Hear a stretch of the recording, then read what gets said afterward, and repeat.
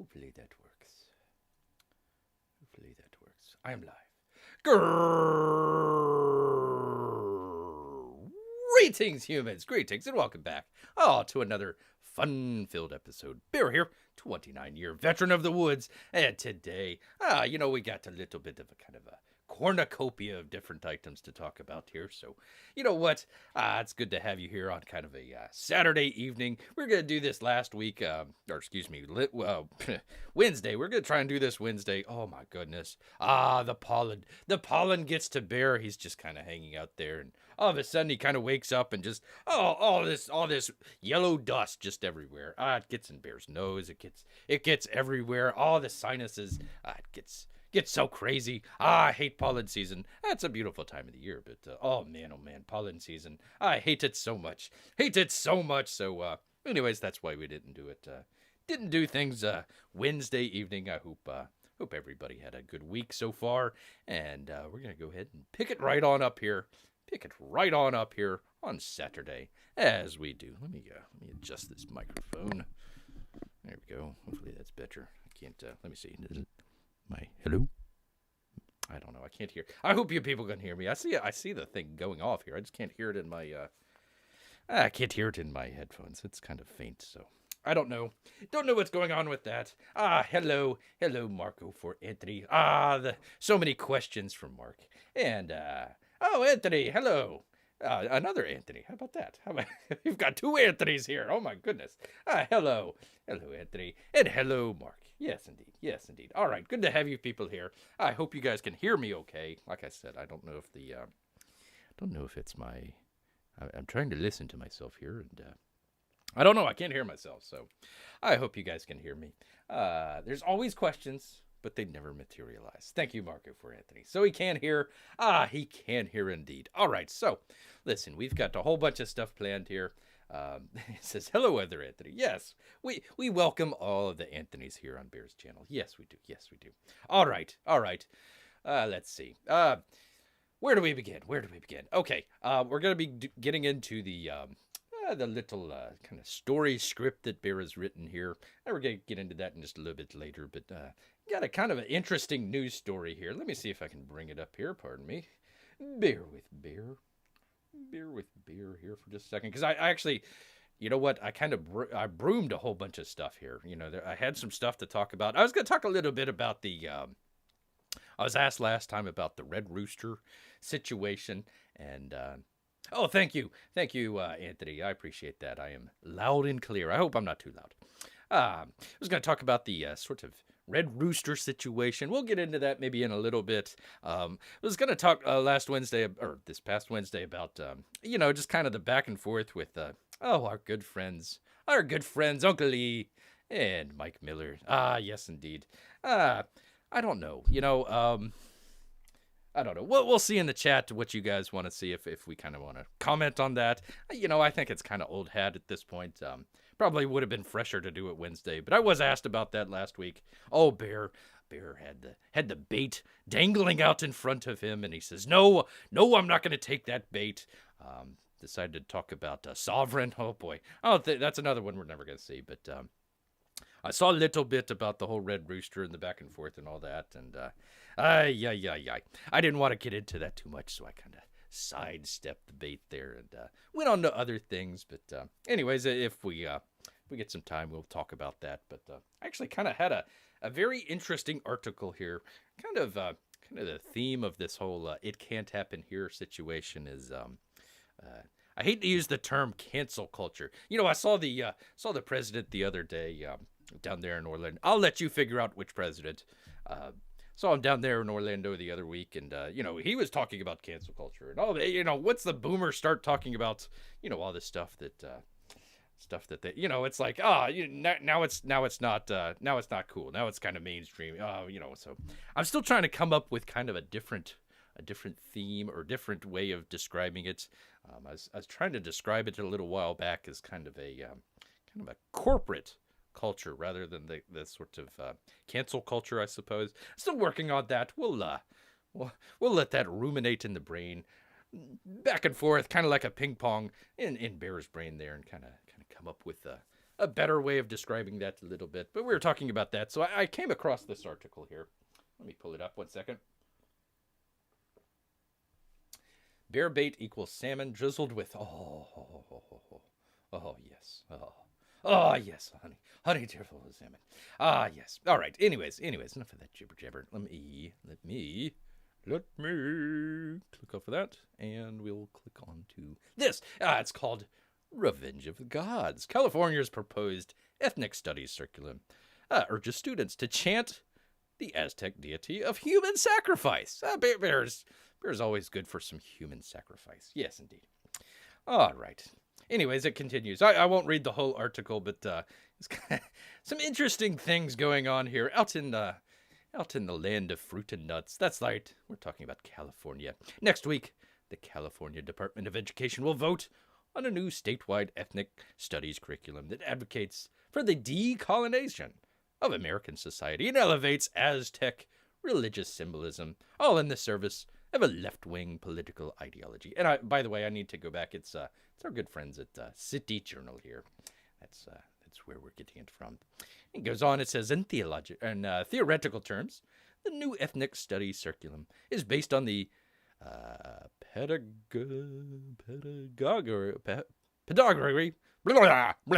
of the oppressed, developed by Marxist theater. Oh boy, these words. Marxist theaterian.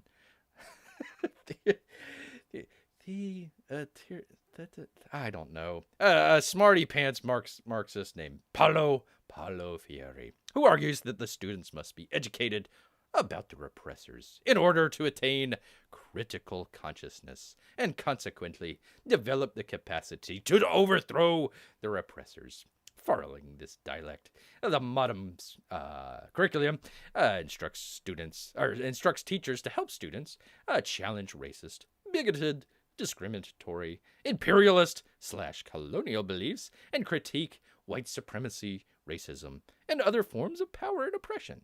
And this in turn enables teachers to inspire their pupils to participate in social movements that struggle for social justice and build new possibilities for a post-racial, post-systematic racism society. Oh, indeed. Now, Paulo, what would happen if,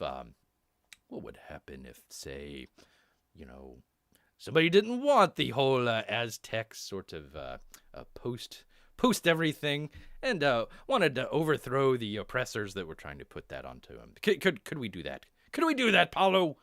I don't think we can. All right. And it goes on. Let's see. It says, I don't know this gentleman, but RTC, whatever his name is, the original co-chair of the Ethnic Studies Model Curriculum, developed much of the material regarding early American history. Which, this is supposed to be in schools. I would hope people would be learning things rather than going to the whole post-racial social movement, yada yada yada. Anyways, in his book, Rethinking Ethnic Studies, which is cited throughout the curriculum, Chatelain argues that the United States was founded on a Eurocentric, white supremacist, and he's got a whole bunch of parentheses here, a capitalist, a patriarchal, heteropatriarchal, and anthropometric paradigm brought in from Europe. The document claims that whites began grabbing the land, hatching hierarchies, and developing Europe whiteness, which created excess wealth that became the basis for the capitalist economy. The capitalist economy. Actually, it's the free market economy. It's a good thing to have excess wealth. I wish I had some excess wealth right about now. Whites established a homogeny that continues to the present day, in which minorities are subjected to socialization, domestication, and zombification. Oh my God, they're turning them into zombies. Oh, lordy. All right. Well, it goes on. It talks about all this stuff and yada, yada, yada. A lot of big words from little people. So I just wanted to talk about what they're going to, what they want the students to do. Oh, my goodness. Okay. So this religious concept is fleshed out in the model's curriculum official ethnic studies community chant. A chant with the community. What could go wrong with a community chant? The curriculum recommends that teachers lead their students in a series of indigenous songs, chants, and affirmations, including the In Lakak transformation. Try saying that 3 times fast. Which appeals directly to the Aztec gods. Yes, the Aztec gods. Students first clap and then chant to the god Tezcatlipoca. We'll just call him Tez here. Chant to the god Tez, whom the Aztecs traditionally worshipped with human sacrifice and cannibalism. Oh boy! What could go wrong? Asking him for powers to be warriors for social justice. Yes. Next, the students chant to the gods Quetzalcoatl and Hezablah and even Ziptokak, seeking healing epistemologies. I tell you what, I think they're making up words. I swear they're making up words. And a revolutionary spirit, in particular, is the Aztec deity of war and inspires hundreds of thousands of human sacrifices during the Aztec rule. Oh boy, what could go wrong? Finally, the chant comes to a climax with a request for liberation, transformation, and decolonization. After which the students shout, Pachebe, Pachebe, in pursuit of the ultimate critical consciousness. Yes. What could go wrong? The chants have a clear implication. The displacement of a Christian god, which is said to be an extension of white supremacist oppression, and the restoration of the indigenous gods to their rightful place in the social justice cosmology. It is, in a philosophical sense, a revenge of the gods. Yes, indeed. All right, so a couple things right away.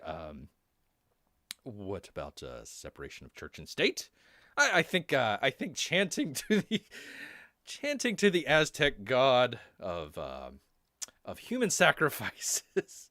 What was it? The human god for human sacrifices and cannibalism might qualify as separation of church and state. I'm not sure. But also, I mean, golly, I tell you what. I mean, you couldn't come down to a more blatant attempt of trying to supplant one culture for another, and kind of actually a primitive culture as well. So, kind of your definition there of cancel culture. Yes, indeed. So they're trying to teach the students in California about the Aztec gods and bringing them, into a chant where they can go into a social I wonder about some of, because the Aztecs are kind of mainly Mexican area. I mean, a little bit of the Central America, but mainly out of Mexico. And, they did have a couple other, civilizations down there, including the Mayans and, all the other places, the Guatemala and, El Salvador and all that sort of stuff. So I wonder how those people would appreciate. I'm wondering how many of their ancestors were humanly sacrificed to the Aztec gods of and even Zipetokek. Yes, indeed. I hope I got that. Actually, I don't care. I don't care if I got that right or not. But anyways, kind of an interesting story. Do check it out. It's at City Journal here. That's some interesting stuff that it was talking about. The religious elements of this ethnic studies curriculum. Bear, come on. Which, with direct appeals to the Aztec gods, is almost certainly a violation of the First Amendment's Establishment Clause. Public schools are prohibited from leading state-sanctioned Christian prayers. One would hope they would presumably be similarly prohibited from leading state-sanctioned chants. The Aztec gods of human sacrifice. Oh, good Lord. Oh, lordy. But, I mean, given that it's California, I don't know. That'll probably pass pretty easy. All right, was the chat? I'm wondering if I still have a chat here. Where are we going to be in 30 years? Scary. Yes, I thought the unions were refusing to teach. When are they going to manage to do this? Well, you know what? I'm kind of on the edge there, because actually I kind of want to promote it just a little bit, because hey, I think we need to get rid of a lot of misinformation in society. So having the students sacrifice their teachers to the Aztec gods might actually be kind of a positive thing there.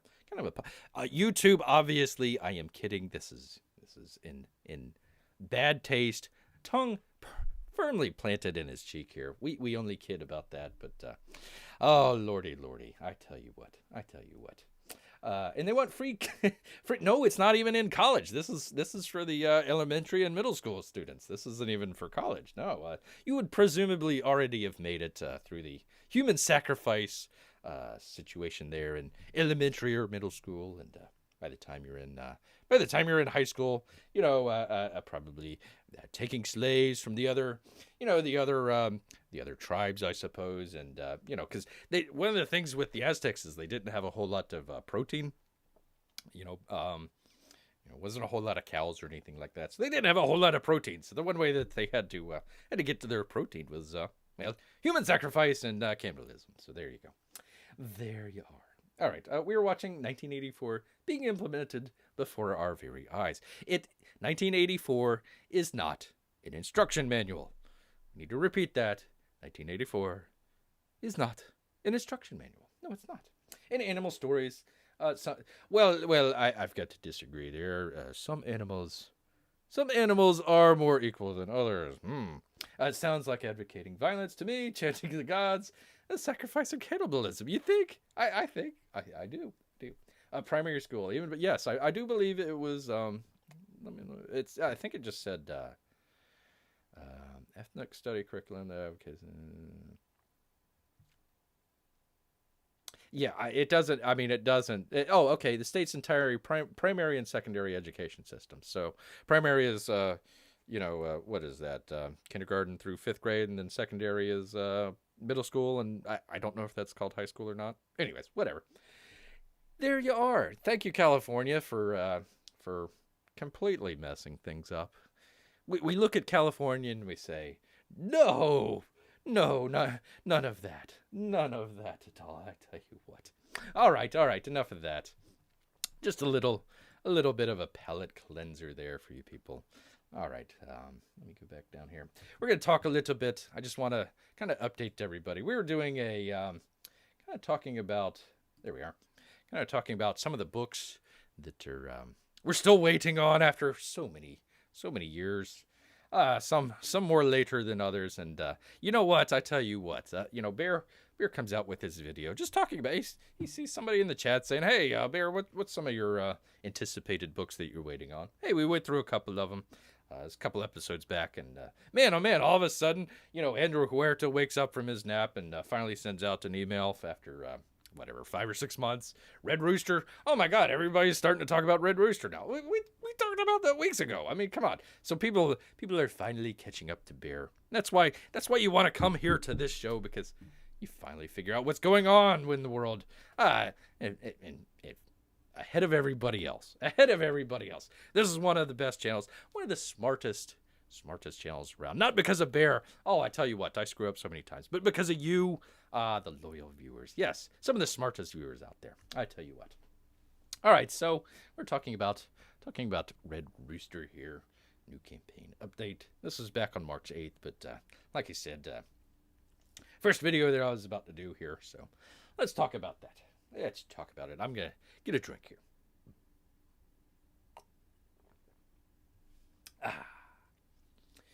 Oh, and we also got, I saw something very briefly before we got on here, but it looks like Shadow Sentry is also going to be delayed a little bit. Something about the shipping. It's like stuck out in a boat somewhere or something like that in the Pacific. So sounds like that's going to be a little bit late. But you know what? Eric Nanokowski has been great about keeping people up to date and everything. And one of the things about the whole Comicsgate thing is, you get kind of this direct interaction with the artists and the fans and everything, and kind of comparing Eric's situation with what's going on. And, it's outside of his hands and everything. I feel bad for him and everything. Compare that to kind of what's going on here with Red Rooster. And I wish I had that other email up front, but just the difference in the way they talk. One of the things that we were talking about very briefly up front here was kind of this sort of culture of what was I trying to say? Oh gosh, Bear, losing our train of thought here. Corporate culture. So when Bear reads this thing from Mitch, oh man, it just screams out the whole corporate thing that he's kind of going through. I feel like Mitch is kind of a little farther distant from some of the normal creators out there. You know, he has the founder and CEO of Allegiance Arts. So, anyways, let's just kind of talk about this real quickly. Books have arrived finally. There they are. And a certain other creator got in a little bit of trouble, kind of sharing one of these photos, and we'll get into that if you guys want. Anyways. Greetings, Red Rooster backers. Our books have finally arrived. Our books have arrived back from the bindery in Texas, and they are beautiful. The late winter storm caused unfortunate delays for all our books, but everything is getting back on track. We're waiting on one final component to your package, and I hope it's salmon. Dear God, Mitch, it better be salmon. We're waiting on one final component to your package, and after that, we're all set to begin fulfilling orders. I'm incredibly proud of everything our team has accomplished since the launch of this campaign, except for it being incredibly late.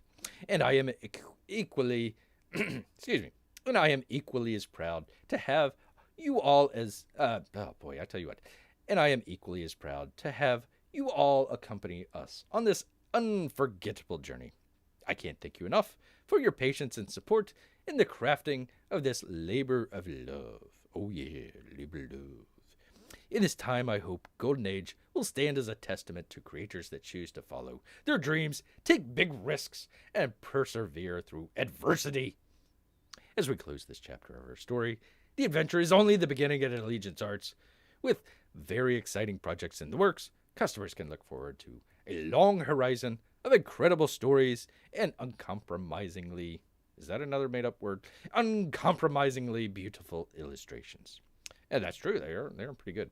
With gratitude, Mitch Brightweiser, creator of the Red Rooster and founder and CEO at Allegiance Arts. P.S. We'll be locking up the campaign next week, which I think is already March 8th. Close. This coming up week here.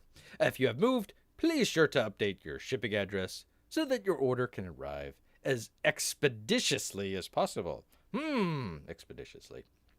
Indiegogo provides convenience instructions for updating your backer info. And he says the photo lighting doesn't do the gold foil justice, but I believe him. It actually looks pretty good. I'm sure it's got a little bit of a shine to it.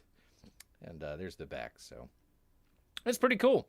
That's pretty cool. I'm trying to remember if Red Rooster was going to be a hardcover the whole time. I'm not sure. I don't recall if it was... pardon me. I don't recall if it was a floppy and then became through like the stretch golds a hardcover, or if the hardcover was a different book. But man, oh man, I tell you what, the hardcover, this thing. I mean, that's kind of a coffee table sort of book, where you kind of put it out front and everybody checks it out. And that's pretty cool. It's pretty cool.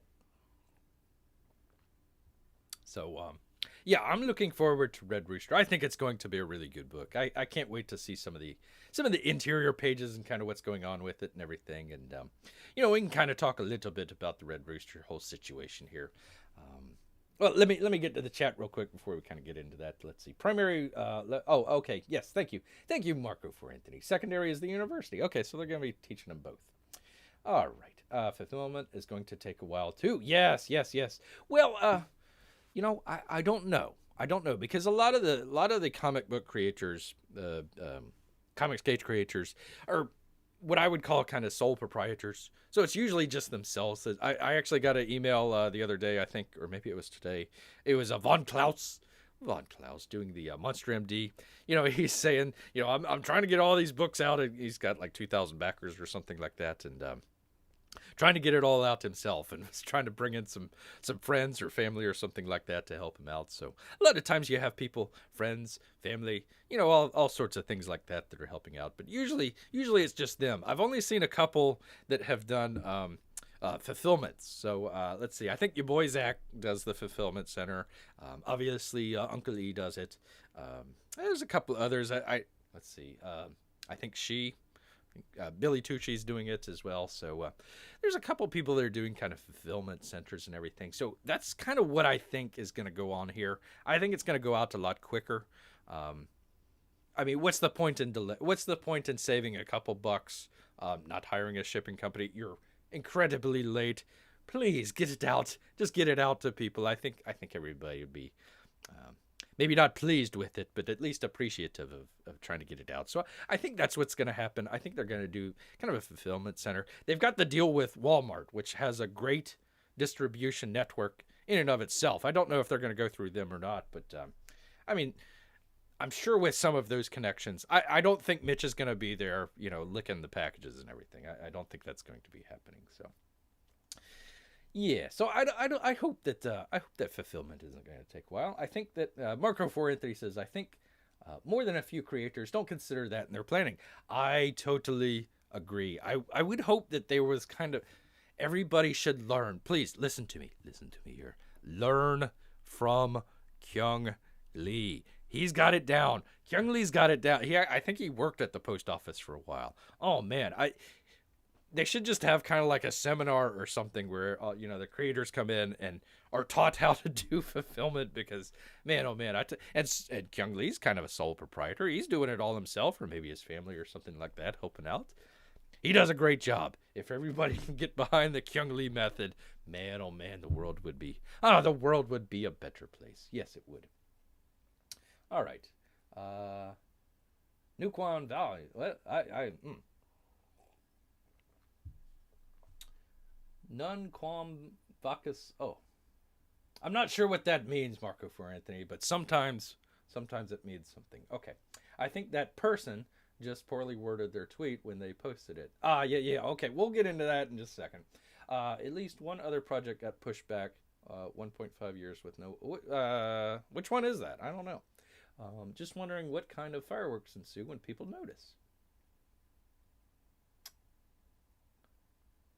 I'm not sure. My pizza is coming. Thin crust spinach, Alfredo, and Romana tomatoes with jalapeno peppers. Yes. Assuming they have the money. Hey, Apex Comic, how are you doing? Where's my Crimson Cock book? Hopefully it's on its way to you. We've all been waiting quite a while. Hopefully Mitch will be updating us once he's started fulfillment, kind of filling us in a little bit with kind of the situation. Oh, Doug, that's right. I keep forgetting. The Dirt Worm also did this sort of fulfillment center, and I think that helps out. Of course, it costs quite a bit and everything, and sometimes it doesn't go as well as it should. But leaving the people that's their expertise at is shipping and doing all that sort of stuff, and kind of learning how to delegate and that sort of thing. So I think that's a lesson that should be learned. It should be shouted from the rooftops. Yes, it should. All right. I'm still not sure which one you're talking about, Morker. It's not, Ninja Sasquatch. Okay. I didn't get it, but I'd forgotten all about that book. I'm trying to remember. Who was the artist on there? Who was the artist? Was it Rob? No. I forget who the artist is there, but August 2020. Well, we all went through kind of a leap year, if you will, last year. So, look, some of this stuff, and Bear talked about it at the very beginning. I think it was the Case of the Littlest Umbrella and the John Malin book, Graveyard Shift. Both of them were going to be delayed because of the Winnie the Flu over there in the other country across the Pacific there, and so we were talking about that very early on in this channel. So I'm not surprised that there's a number of people that have had. We were just talking about Eric Ninokowski. He was going to have it printed here in the U.S. I think. Decided to get it shipped overseas or printed overseas and shipped back over. Of course, that takes a couple weeks and all that sort of stuff. That's a whole other deal. And then apparently the ports are all blocked up. So, some of those things are outside of the creator's hands. There's only so many things that they can kind of take into account before, hey, the ship can't come into port because the port's backed up, overloaded with, the Toyota cars and all that stuff. They're more important than the comic books. So we're gonna offload those first. So I feel for some of those people. I really do. A lot of people lost a lot of time and a lot of things over the past year. So I don't blame some of the campaigns during the past year for being late. I completely understand that. Some of the stuff that was back in 2018, 2019 still hasn't been delivered. Oh boy, yes, yes. So, well, let's get into it a little bit with Red Rooster here, just to kind of set the table, I suppose. Oh, Willis. Okay, that's who. All right. Oh, pardon me. Apex Comics says, I have a wraparound cover for... Oh, and drew the mini comics for the Tale of Zero. Now funding on the Indiegogo. Please play the 1-minute video. You know what, Apex? I've actually been kind of looking for some of the comics. I do sort of a kind of a campaign review for some of the different campaigns and everything. So that actually, let me write that down. Give me 1 second. Bear with Bear. Let's see, what was it? Tales of Zero. Okay.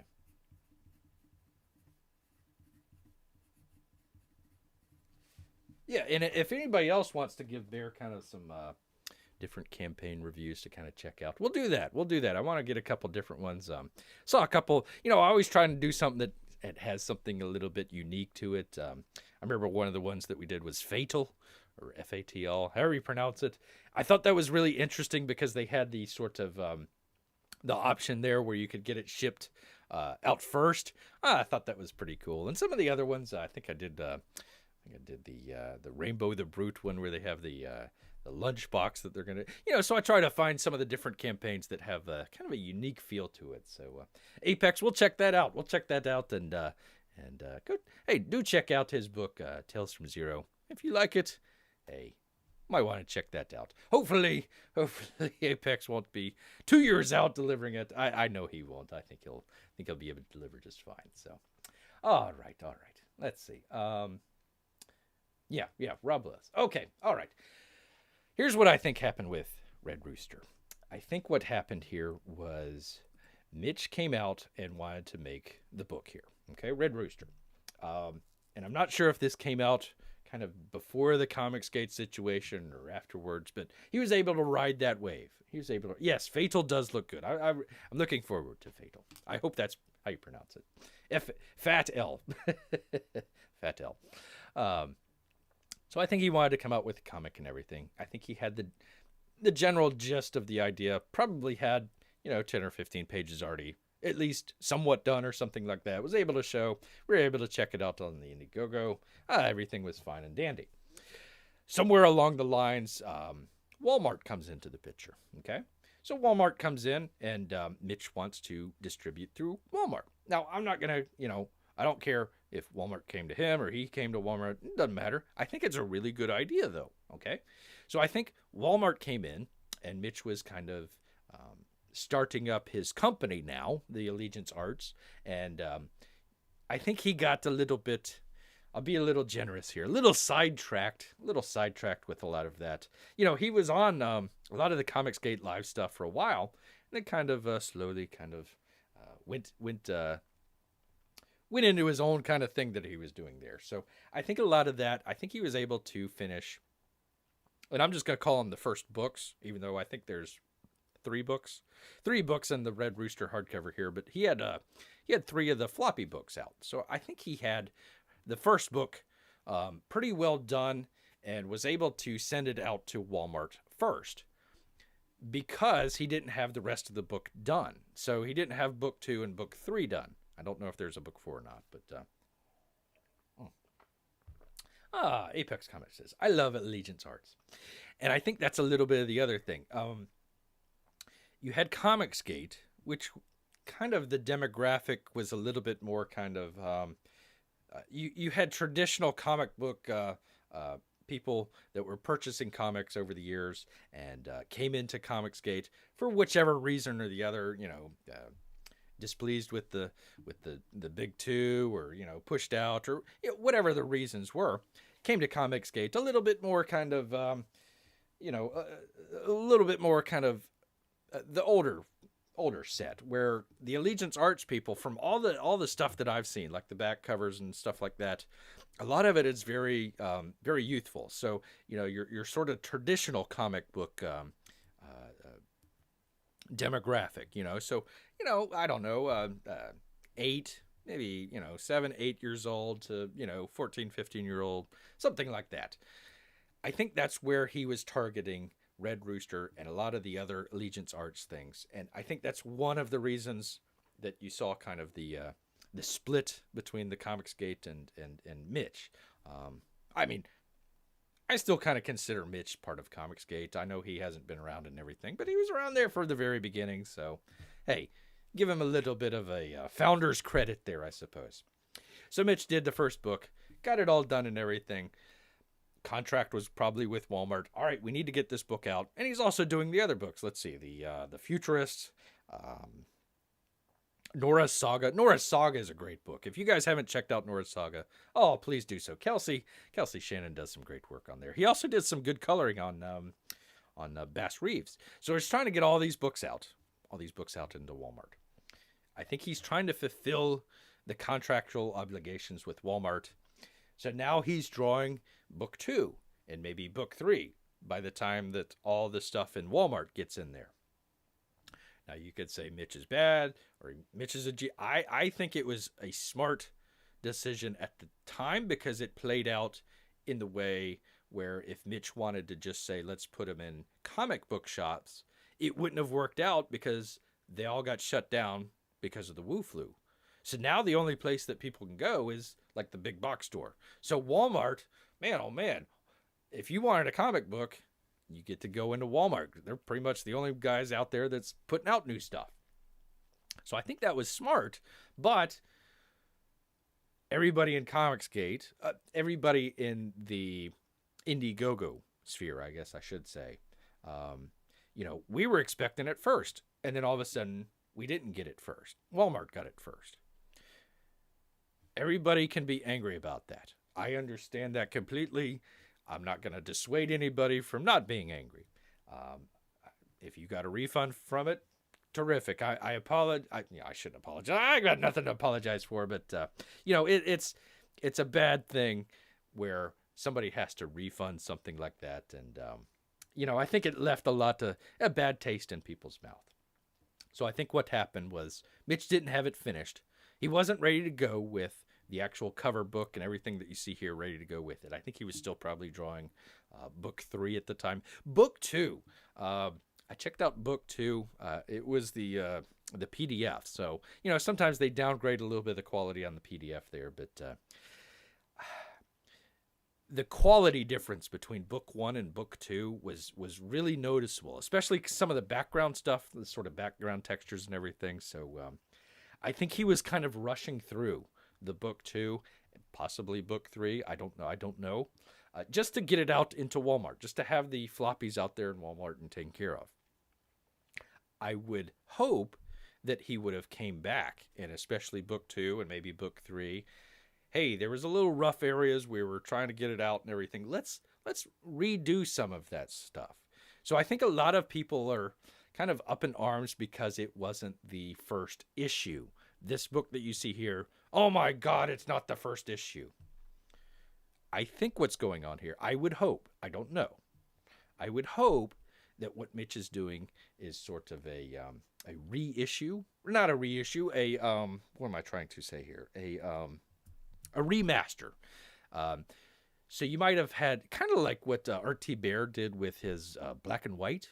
So you could say that the black and white book that just came out recently was a second printing. But he redid a lot of those panels from the 90s version. So could you say black and white remastered was a second printing or third printing or however many printings?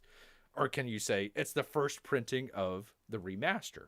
So I think that's what's going on here a little bit here is maybe he might be doing a little bit of a remaster of some of the pages in Red Rooster, which in that case, it kind of depends. I don't know, but I would kind of consider that a first run. If it looks better than what's in Walmart, maybe he redid a couple panels, maybe he added a couple pages. I don't know. I think that would be a whole lot better. I think that would be kind of the way to go. And, you've got some angry fans out there, but I think that would kind of soothe some of the nerves there. I think that would soothe some of the nerves. And I think that's a little bit with what Mike Miller was getting to in his tweet. I think he set out, I don't know if it was this picture or if it was another one, but sent out a picture of the book here. Said just patience. Be patient, people. Now, a lot of people took that the wrong way, and of course they should. I think Mike was originally correct. I know it made a lot of people mad, but I mean, you don't have a time machine. You can't go back. You got to say, okay, what do we have now? Hey, he's got, what is it? We got the books have arrived. Okay, well, they've arrived. We're going to be talking weeks, maybe months at the very most. We're not going to be talking 6 months or a year or anything like that. So just have a little bit of patience. It'll get there. I think where he went wrong was trying to reply to some of the people and saying, basically, I would be paraphrasing, but, I think a lot of people took it as blaming the fans. I think that's where you go wrong, Mike. Pardon me here. Bear just had dinner, so he's burping a little bit. I apologize. But anyways, I think that's a little bit kind of the situation with Mike, with what was going on with him at the time. There's the whole Mike and Ethan situation. We can get into that if you want. I'm a little tired of it, to tell you the truth. It's just kind of gotten old hat at this point. You wish artists would get along, but Bear's worked with a couple artists over the years, and oh man, I tell you what, just butting heads. But at this point, I almost expect it just a little bit. So, yeah, we can comment on it, but I don't know. It's not really worth really too much chatter. Actually, I didn't want people to think that I wasn't prepared or anything. So I was prepared here. I did have. I could have used this as kind of a clickbait sort of page here, but I did have the Lone Star and Cyberfrog face off here. They're facing off. I tell you what, I had to set this up. It took me a while. I set it up on Tuesday. Didn't end up doing the thing on Wednesday, and had it set up the whole time. So there we are. I set it up for a week. There you are. There you can see it now. All right. So let's just get back to the chat. See what you guys have to say. If you guys want to talk about the Cyberfrog versus Red Rooster, Cyberfrog versus Lone Star, we can. I don't. We'll talk. I don't care though. All right. Herd to starboard. Yar. Oh, Marco for Anthony says, yay, Grub. He must have got his pizza in. Congratulations, Marco for Anthony. Kelsey Shannon is your Grizzly cousin. He is. In fact, I think he saw one of my videos a while back about I think it was about Nora's Saga. He was a little scared because Kelsey is in Louisiana and Bear is in Florida, so not too far away. I mean, some of the woods kind of look a little bit similar, so he's a little worried that I was going to come out of the woods and attack him. So I wouldn't attack Kelsey. I would probably try to find the buried body underneath his double wide there. After a couple months, I think it's pretty well seasoned. His neighbor that he kind of took off and buried underneath his trailer there. I think that would taste a little bit more appetizing for Bear. All right. Yes, Fatal does look good, or Fat L, however you describe it. Yes, indeed. Yeah, a remaster. I think that's the best way to look at it. Remaster number 1 of Red Rooster. I'll buy it. Yeah. Again, I wish that it didn't turn out that way. I wish that Mitch would have closed his campaign out, would have finished the book, and then taken the book and split it up into floppies, and then went into Walmart. But he probably wouldn't have found that crest of a wave with the shutdowns. I think he did really well. I don't know. I couldn't tell you. I don't have numbers right in front of me, but I would assume that he would have done well because there's no other comic book shop. Hell, there's not really much of anything open at the time. You couldn't even get a haircut. Oh my God. So yeah, I as a business, just looking at the numbers, and if I was in his position, I would say, yeah, but at the same time, you're kind of, screwing over your fans as well. And then also, like I said, the sort of corporate, wrong wrong way. There we are. There's my mouse. The sort of corporate way of kind of talking about this as compared to some of the... I mean, this looks very well polished. I'm sure it went through a couple lawyers and everything just to make sure that it was all legit and everything. So, yeah, I hate to see that where, you know, the artist that you have a good connection with all of a sudden go very corporate here and, you know, kind of talking the sort of corporate speak language and everything. That's sort of where he went wrong. I wish he would have finished the book, sent it out to us, and then got into Walmart and everything. But there we go. Oh, of course, I'm not even showing the. Not even showing it. Not even showing it. I tell you what. There. I was pointing to that as far as the corporate speak, and all you guys saw was the video. Yes. It was a nothing burger. Even tweeted at Mike lamenting why he jumped into that. Mike was drawing extra pages for Red Rooster campaign to... He what? Oh, Mitch. Mitch was drawing extra pages for the Red Rooster campaign to help satisfy the fans. Oh, I didn't know. Oh, okay. So he is adding pages to it. Okay. All right. So yeah, I guess you could say it's... I guess a remaster. I don't know, but it wouldn't be, you know, the thing that I listened to the episode with Uncle E there where he was going back and forth, you know, what was the name of it? It was something like Mike was, you know, Miller is stupid or something like that. You know, what a clickbaity thing. So I was listening to that a little bit and,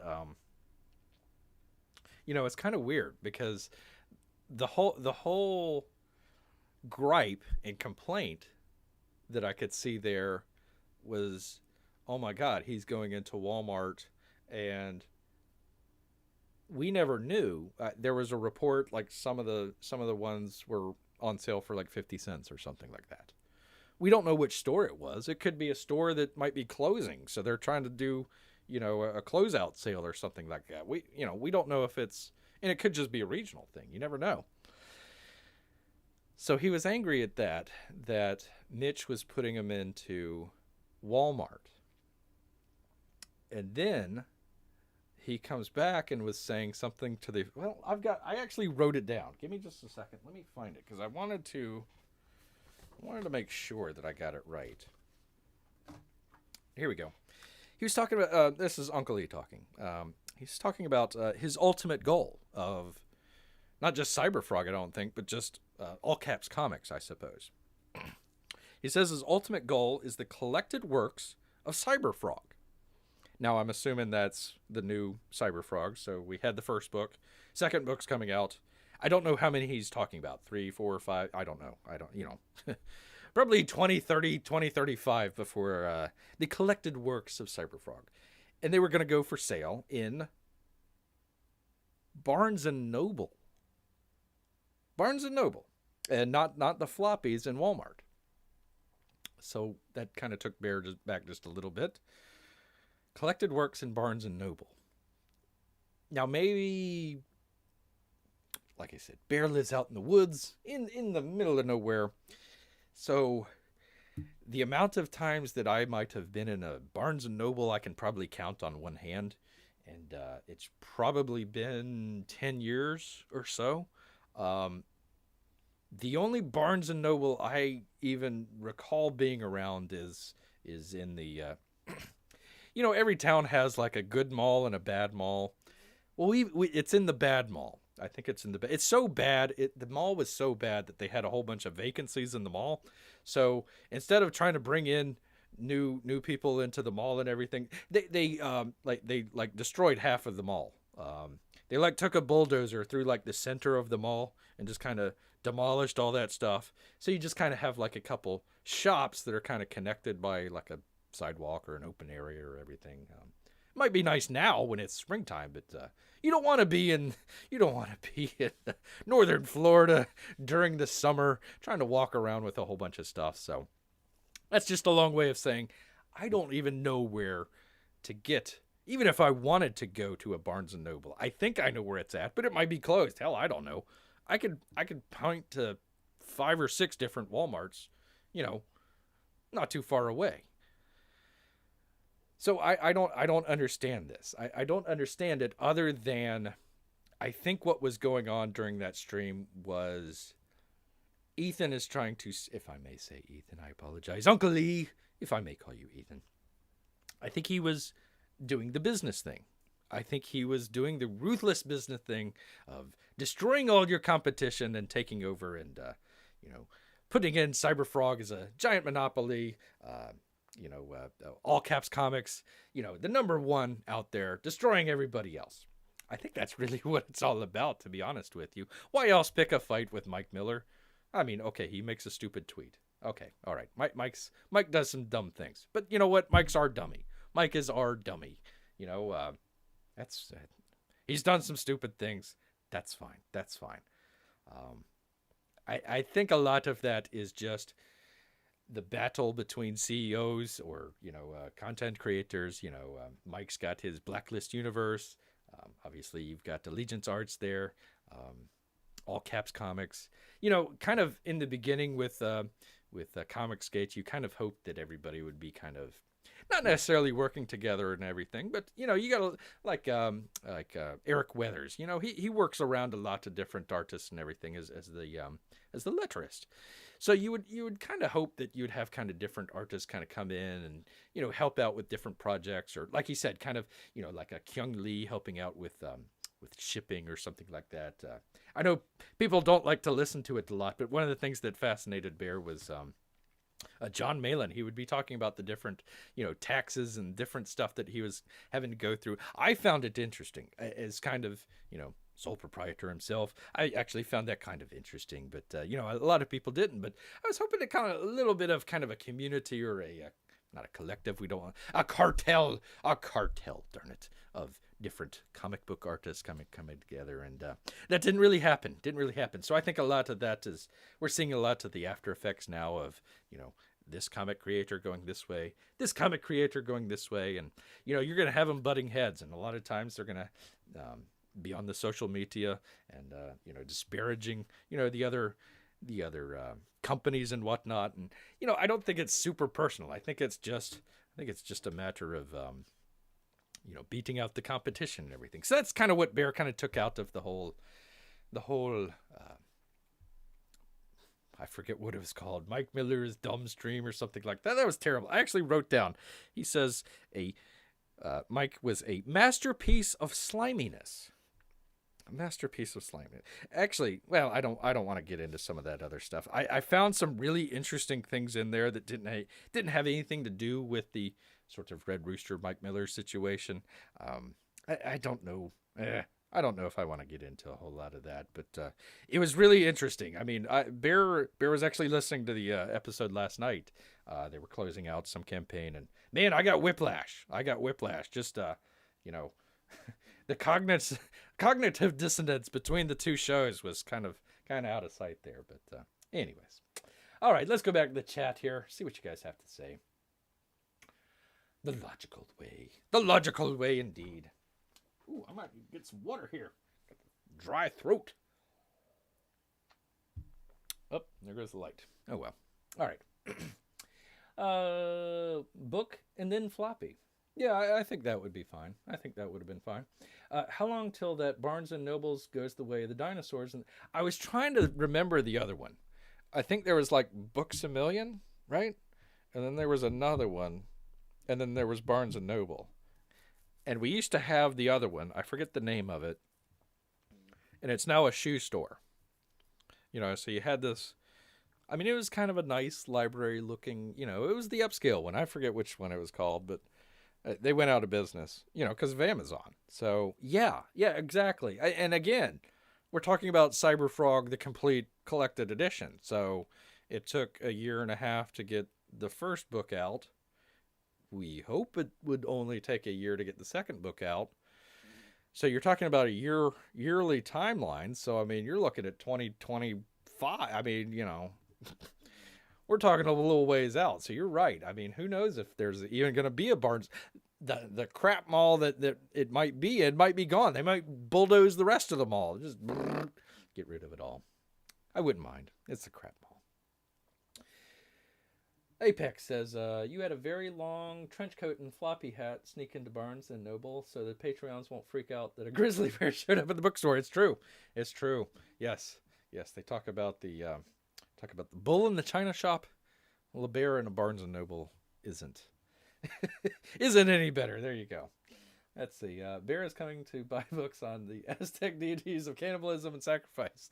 It's true. It's true. I don't know what you're saying really for, but there you go. Let's see. Yep. Books A Million and Borders. Borders. That's what it was. Yes. Borders. Yeah. So that was kind of the upscale one. It's now a shoe store.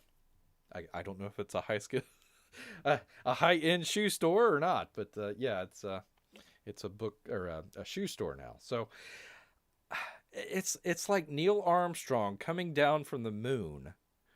Neil, you've just got back from the moon. What are you going to do next? Well, I'm going to sell used cars in Topeka, Kansas. It's like, I don't want to diminish the fact, but I mean, you're heading up sort of a cultural movement and your biggest idea in the world is to put your book into Barnes and Noble. I don't disparage the fact or anything like that. I think that's a noble goal. I don't know if it would be my ultimate goal though.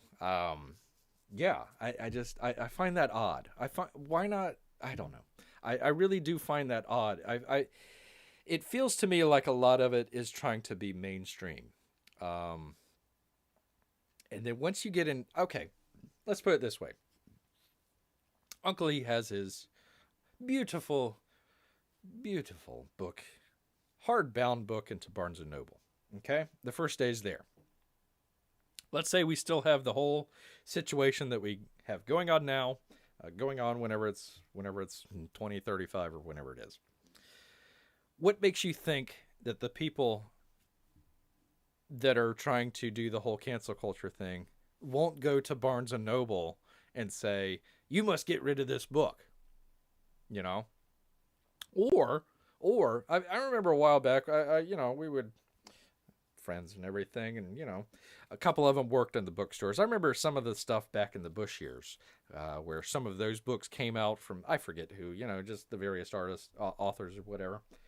Well, some of the employees would take the books that are supposed to be out in the front row, being displayed and everything. They would take them in the back. They would go hide them somewhere. So they didn't even need a campaign to be against it. I mean, just the employees in the store would hide the books and everything. So I one of the things that was going on with all that was what is the short term and what is the long term? I don't know if having your books in Barnes and Noble is the ultimate long-term goal. It's a noble goal. Don't get me wrong. I think it's fine, but why not just say, I want to create a brand new bookstore that just has nothing but, that'd be a comic book shop, but basically the all caps comic book shop. Wouldn't that be a hearty goal right there? Hell, not just your book, but he's got a couple other people, all sorts of different people in Comicsgate. Let's have the freaking Comicsgate bookstore, or however you want to call it. I don't care. Why not do that? That would be a great goal. Putting your book in there and being, dare I say, selfish? Shellfish. Don't be shellfish or selfish. So that's where I never understood the rationale and reasoning behind it, other than, one book company, all caps comics, is going after Allegiance Arts. I don't understand that, other than that sort of framework. And I think Mike is right in trying to look towards what is the long-term situation. How do you do that sort of stuff? Indiegogo might not be around for that long. I mean, well, I don't want to get into all that, but there could be some situations there. And then where's Comicsgate? That's where your money comes from. Where do you go from there? If you can't get your books in the store, it might be an issue there. So again, I think looking towards the long term is always a good solution, and not always putting your eggs into one basket. I think Mitch gets it right here in this occasion, where he has it in Walmart, and he also has the direct to consumer market. So, I, time will tell. I think time will tell and see who is right and who is wrong. I think we can kind of make guesstimations and see where it might go, but I think only time will tell. So, all right. Hastings Books and Records, don't know them. I don't see it. I don't see it either. Books in hard stores isn't even mainstream right now. Yeah. Yeah, I don't. Well, what I mean by that is more public view. I don't think a whole lot of people know a whole. Comics is just a very niche market in itself. And then you've got the niche market of Comicsgate. And I was listening to something the other day that Gary, Nerdrotic, the Nerdrotic channel, was saying. And part of that was, and I agree with it a little bit, which was Comicsgate is very niche and it doesn't reach a larger audience, and it probably won't. He was talking this in terms of the sort of fandom menace that he's sort of involved with. And believe it or not, Gary owned a comics book store. I don't know if anybody knew that. Anyways, so he was talking about that and not reaching a large enough share of the market as compared to some of the fandom menace stuff, where your Star Wars videos, or even your Doomcock videos about Star Trek, they do a whole lot better than your comic book stuff. I think Nerdrotic has a whole huge, multiple factors of subscribers than Uncle E's channel. Where I think he goes wrong in that is that the fandom menace really is only about critique. It's only critiquing these ones, and it often appears like it's all sour grapes. It's always oh, we hate this, we hate that. No, we hate the fact that you guys are ruining the genre. Star Trek, Star Wars, Marvel, DC, whichever one you want to talk about. That's what they're worried about. It's not that they're angry people or anything like that. It's just that their favorite things are being ruined. Where he goes wrong in that is there's no product attached to that. So okay, you can boycott, you can boycott, Star Trek, Star Wars, whatever the new movies coming out or whatever. But you need something where you can do a boycott. Say, hey, you missed out on my dollar here, and here is where it's going. And hopefully here is where it's going is going to be noticeable by the people that are putting out the crap. But without having some sort of product that you can say, here's where you're losing money from, then it doesn't really, you're not really going to you can get a whole lot of viewers and everything. That's great.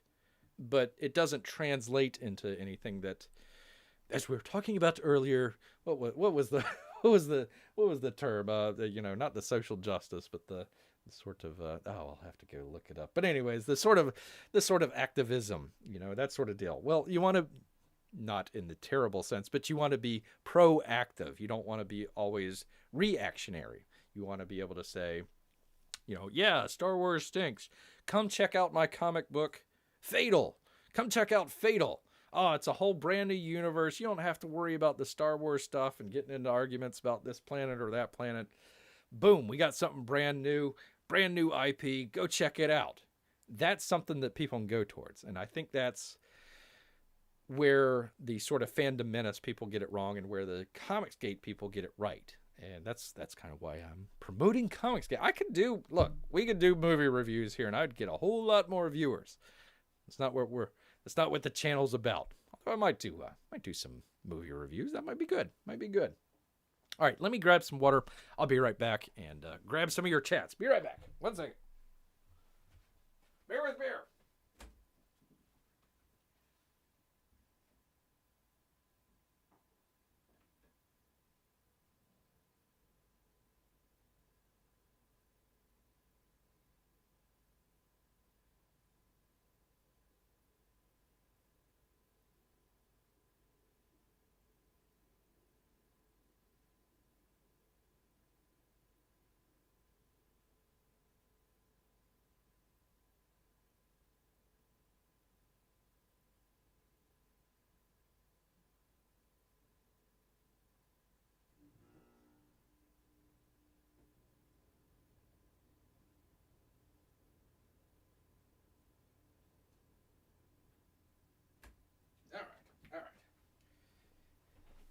keep an eye on the hockey game. Oh, man. I'll tell you what.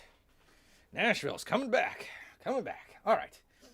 All right. Let's see. Where was I? Hey, P-Money. Good to see you here. Good to see you here.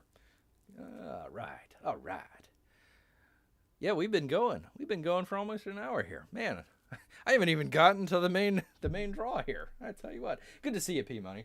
Most shoppers who are browsing usually will look around the whole store anyway, so pointless. I'm assuming that's about Barnes & Noble, which is true. Yeah, Comicsgate books. There we go. See, I mean, that's a label to get behind. Kind of like P-Money says, kind of like when KFC discontinued the extra crispy, and I boycotted by buying Popeye's chicken. Yeah, exactly. I mean, let me get off on a little side tangent. What's the deal with the whole chicken sandwich wars? Oh my God. I mean, I don't know if a number of you have Chick-fil-A. We've got Chick-fil-A down here. It's a big Atlanta based company, so of course it's down here. They had their chicken, which is okay. I mean, it's fine. There's nothing wrong with it. I just hate waiting in the lines that long, but it's okay. It's too salty for bear. It's too salty. I guess that's why they sell the lemonade there. They can sell the lemonade. And then they got the Popeyes. I saw McDonald's is coming out with something. What was it? Burger King. Hell, IHOP might have something. What the hell? It's a chicken freaking sandwich. That's it. I mean, you got your bread. You got your chicken. You got your pickles. And maybe a little bit of sauce in it. That's it. This isn't complicated, people. This isn't complicated. You can fry chicken at your home and put it in a bun. It's not that. I don't understand the whole chicken sandwich craze that's going on. We've got a local one here. It's called Lindy's. I think they're the best. But outside of that, the Popeyes wasn't too bad. I think it just depends on which location you're at and everything. But I don't understand. I'm sorry. I got 90% of Comicsgate is talking about food, and then the rest of it's talking about comics. So, anyways, let's see. They don't care about losing. I want to get into that. I do want to get into that. They don't care about losing money. Willing to believe that the whole canceled Disney Plus came up at an investor call that probably glossed over. I don't think that at all. I wish that I had the article right here in front of me that talked about that stuff. And not to get into super political stuff, but since we're talking about that, they just passed the giant $2 trillion freaking Porculus bill, right? Part of that went, a fraction of that went to the Wu-Flu stuff. A lot of it went to the states. And a good chunk of it went to your various companies and, this helping out with that sort of deal. Okay? So you talk about Disney Plus, okay? Let's just say everybody on Disney Plus canceled at the same time, okay? And they had no viewers whatsoever on Disney Plus. You're the CEO of Disney. Oh my God, everybody cancel. We need to do something. Whatever we're doing, fire Kathleen Kennedy, whatever we got to do. Fire her out of a cannon and put it on pay-per-view. That's how we'll get our customers back. We need to do something, okay? That would be the traditional sense where you are a customer. You're not a customer. You're a consumer. And there's a big heck of a difference there.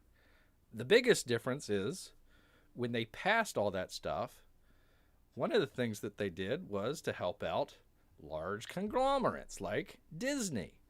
Now, we can all say Disney is bad and all this other stuff, but what would happen if Disney went under? Well, the state of Florida, Disney is a good chunk of that.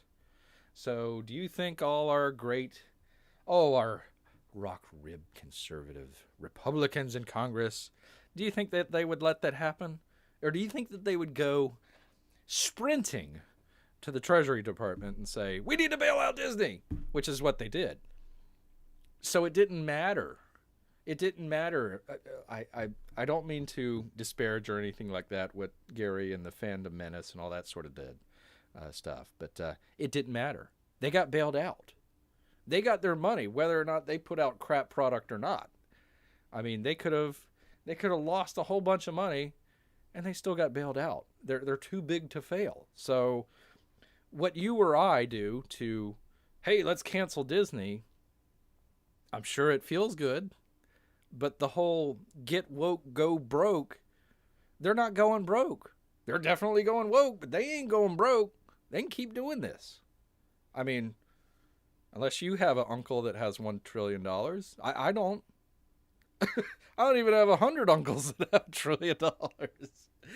It's a lot of money. So, okay, sure, boycott that stuff, but boycott what you want. Like, I'm sorry, I keep leaving it on the Red Rooster thing here, but go buy Red Rooster and put that money in. And at least, whatever you think of Mitch, I think Mitch is 100 times better than the people at Disney, Kathleen Kennedy, all that sort of stuff.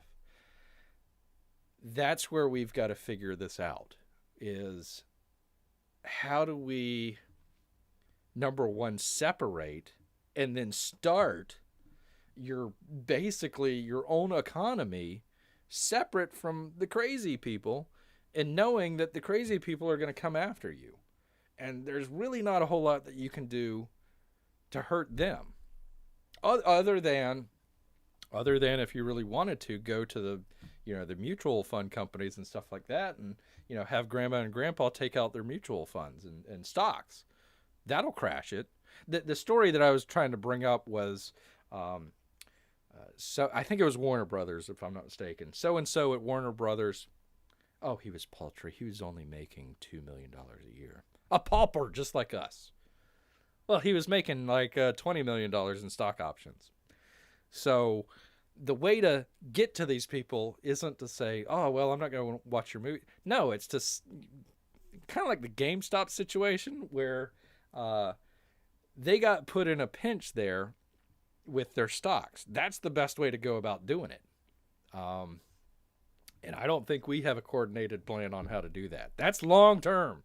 That's what we're talking about, long-term situation. But, yeah, short-term situations, hey, go out there, get your Red Rooster. Let me click on the other one just so we can see it, although the light went out.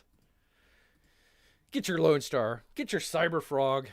Get all that stuff. I think I'm one of the few channels that promotes both Uncle E and Mike Miller. I mean, I'm sure there's others out there. I'm sure there's a lot of people that watched this in the past and, oh, Bear, I disagree with you. How dare you promote Mike? How dare you promote Uncle E? What other choice do we have?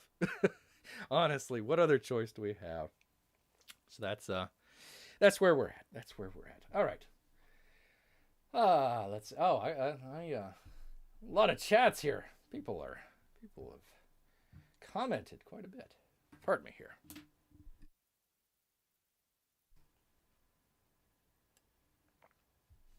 Yes, I think they care about losing money. I think they're just scared of the left more. I don't think they're losing money. That's the point. They could lose all the money that they want. They still have their jobs. I mean, look how many terrible movies. I mean, look at Star Trek, for example. Okay, they brought out the god awful STD, right? It was terrible in every single way, but yet everybody that's in charge still has their job and they're still working. They're going to be doing another stupid season, another season or two out of it. It's just like, okay, how do you? So I don't know if they're scared or if they're trying to kind of absorb them. In other words, oh yeah, we'll play along. We're so woke, blah, blah, blah, blah, blah. And then once they burn themselves out, those major corporations are still there. They just kind of plastered over some of that stuff. I think there's a little bit of frightness to it, but no, I think it's all about the money, and I think it's all about, again, you're not a customer anymore, you're a consumer. I'm still trying to work out some of this sort of corporate culture sort of situations that I'm trying to talk to you guys about, but that's kind of the nugget of what I'm kind of talking about, is kind of us little peons out here try to do our thing, and then it has no effect because, they get backstopped by the U.S. Treasury. None of us has that kind of money. None of us do. So trying to figure out that's the problem. That's what we got to figure out. Okay. Like Procter & Gamble, when Gillette came out with those ads that's saying that men were bad. And, okay, did Gillette go out of business? No, I bet you they got some of the money from the PPP and all that sort of stuff. Sure, they lost some customers, but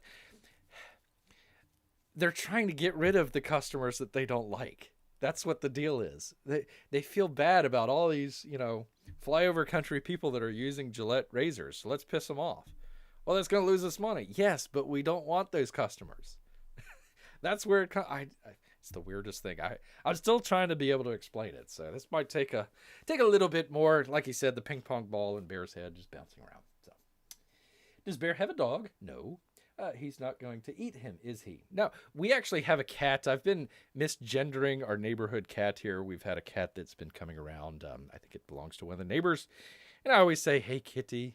And, I keep misgendering the cat. It's one of these fluffy cats, and I'm not going to, check it out. No, I think it's a male cat, but I keep saying she and stuff like that. But no, I don't have a dog. If I did, its name would be Sushi. Ah, yes, indeed. All right, P-Money, unless you're with Disney and trying to hide those losses with the theme parks earnings. Oh, wait, those aren't open.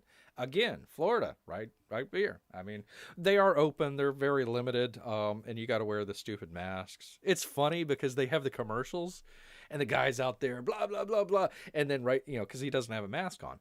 And right below it, it's like not representative of actual park, situations or something like that. Yeah, good luck wearing a mask in 90-degree weather in Orlando, Florida, when it's 90% humidity outside.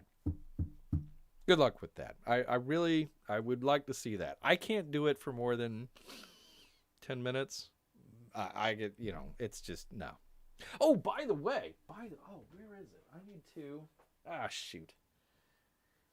I got a mask. I did. I got a mask. Not just any mask, people. Oh, no. Not just any mask. Where did it go? Here it is. Oh, but it took me a freaking year. Do I have it on the screen here? There we are. Look at there. Finally got one. It says N100. It's not N95. It's N100. I finally got one. I mean, it cost only like $13 a mask, so it's not cheap or anything like that. But holy cow, it only took a year. Been wearing the same damn. I got the stupid. Where is it? I've been wearing this guy here for so long. I mean, it's getting kind of crusty in there with our friend, Dr. Fauci. Yes. Finally got to mask. Sorry, a little bit of a side journey there that we're talking about. Yeah, I actually made a video of it, but it just didn't come out right. The color was all off and everything. So, anywho, Chick-fil-A all the way. There's only one Chick-fil-A. There's only one Chick-fil-A in Canada? Holy cow. Even when Chick-fil-A has long lines, they're way faster than other chains. Yeah, they do go pretty quick.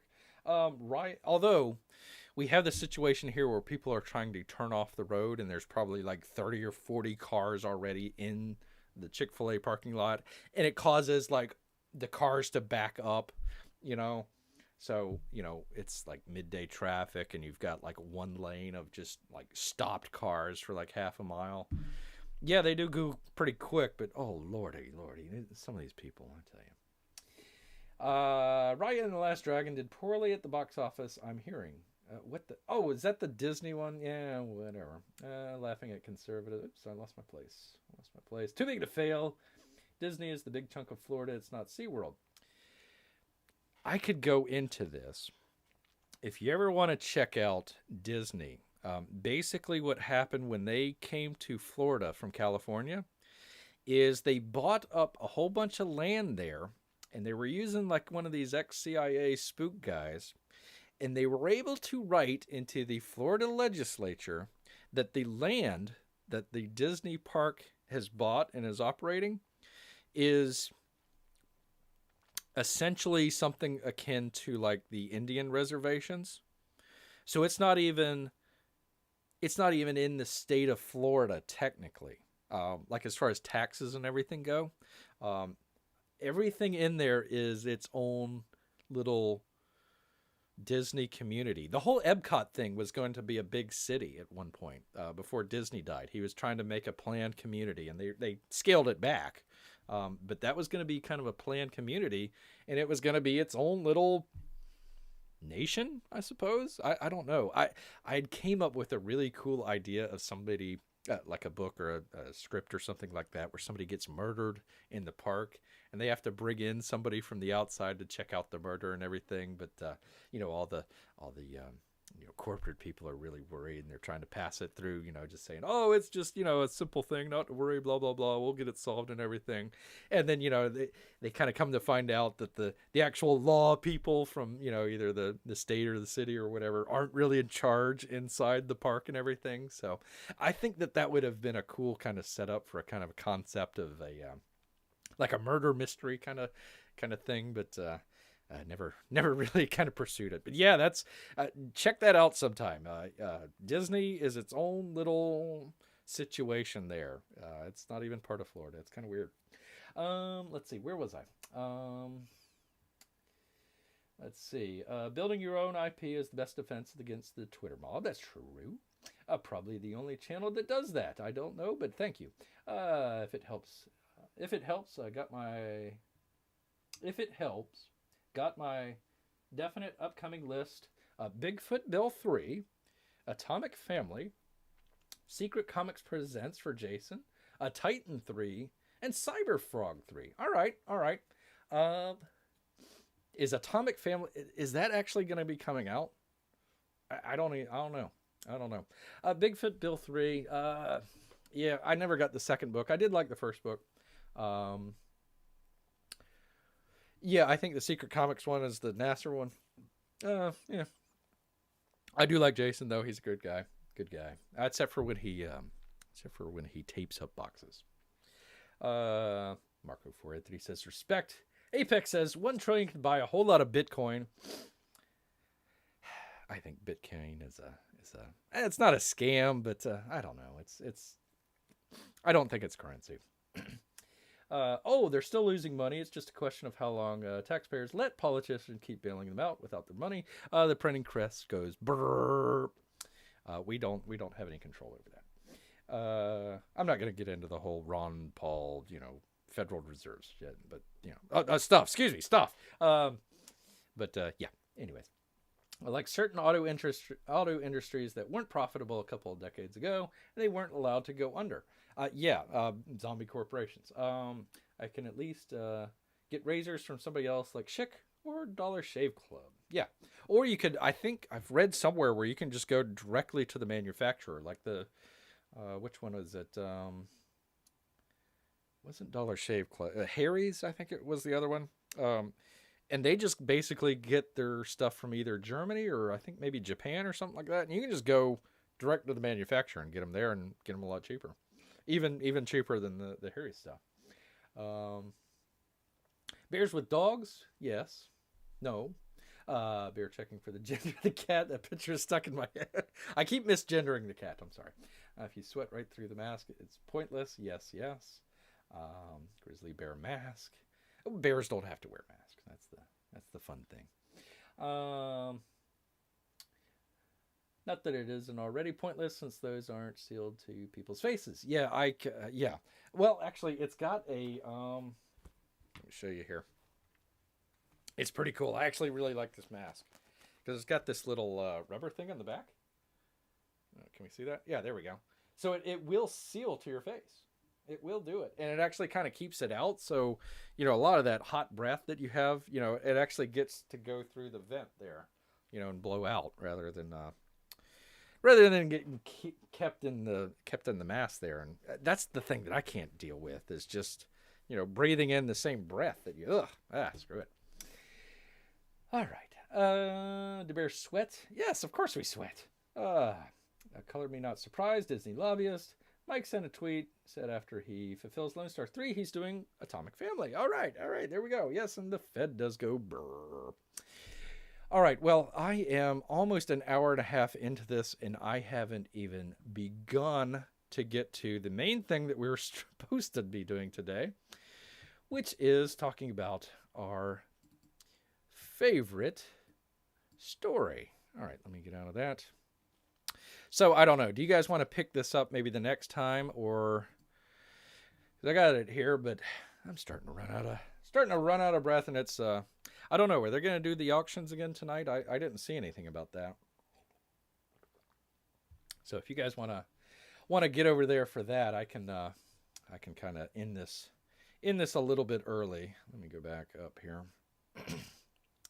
But we were doing a little bit of a screenplay here.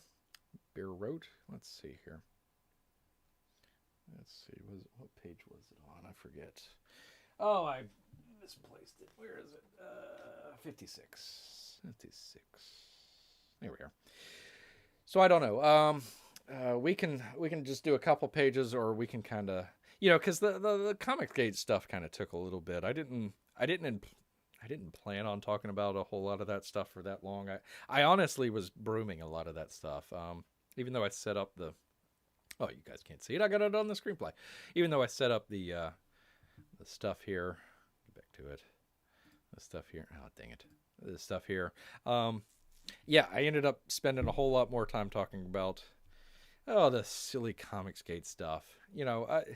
I don't mind talking about it. Just sometimes the especially the stuff with Ethan and Mike. I mean, it's getting old hat. So, let's see. Whatever I want to do. That's right. Haven't heard anything about auctions. Not that I've looked. Let me check the Discord. Okay, check the Discord and just get back to me and let me know. Because I don't want to keep anybody here. Because this is probably going to take maybe about 15 or 20 minutes. So I'll let Mark check that out real quick. We'll just set this up very briefly. There it is. Set it up real briefly for you. Some of you might not have been here when we were doing this. We're talking about It Can't Happen Here. It's kind of the name of our series that we got going on here, and we're taking that from the novel from Sinclair Lewis called It Can't Happen Here. Basically, it was talking about what would happen when America has a dictator. So they actually had a kind of a alternate history, kind of in the 1930s. What would happen if FDR didn't get reelected, and they kind of do the alternate history there. Sinclair Lewis, also an author, but actually not him, but his son would be a character in our screenplay here. He's not going to show up in the stuff that we're going to talk about today, but it did show up in the last two episodes, I think. So that was kind of an interesting thing there, where a very famous book and a very famous author, kind of has a connection with what we're going to be talking about here. So that was kind of an interesting thing. So that's why we're labeling it. It Can't Happen Here. Let me take a brief drink here.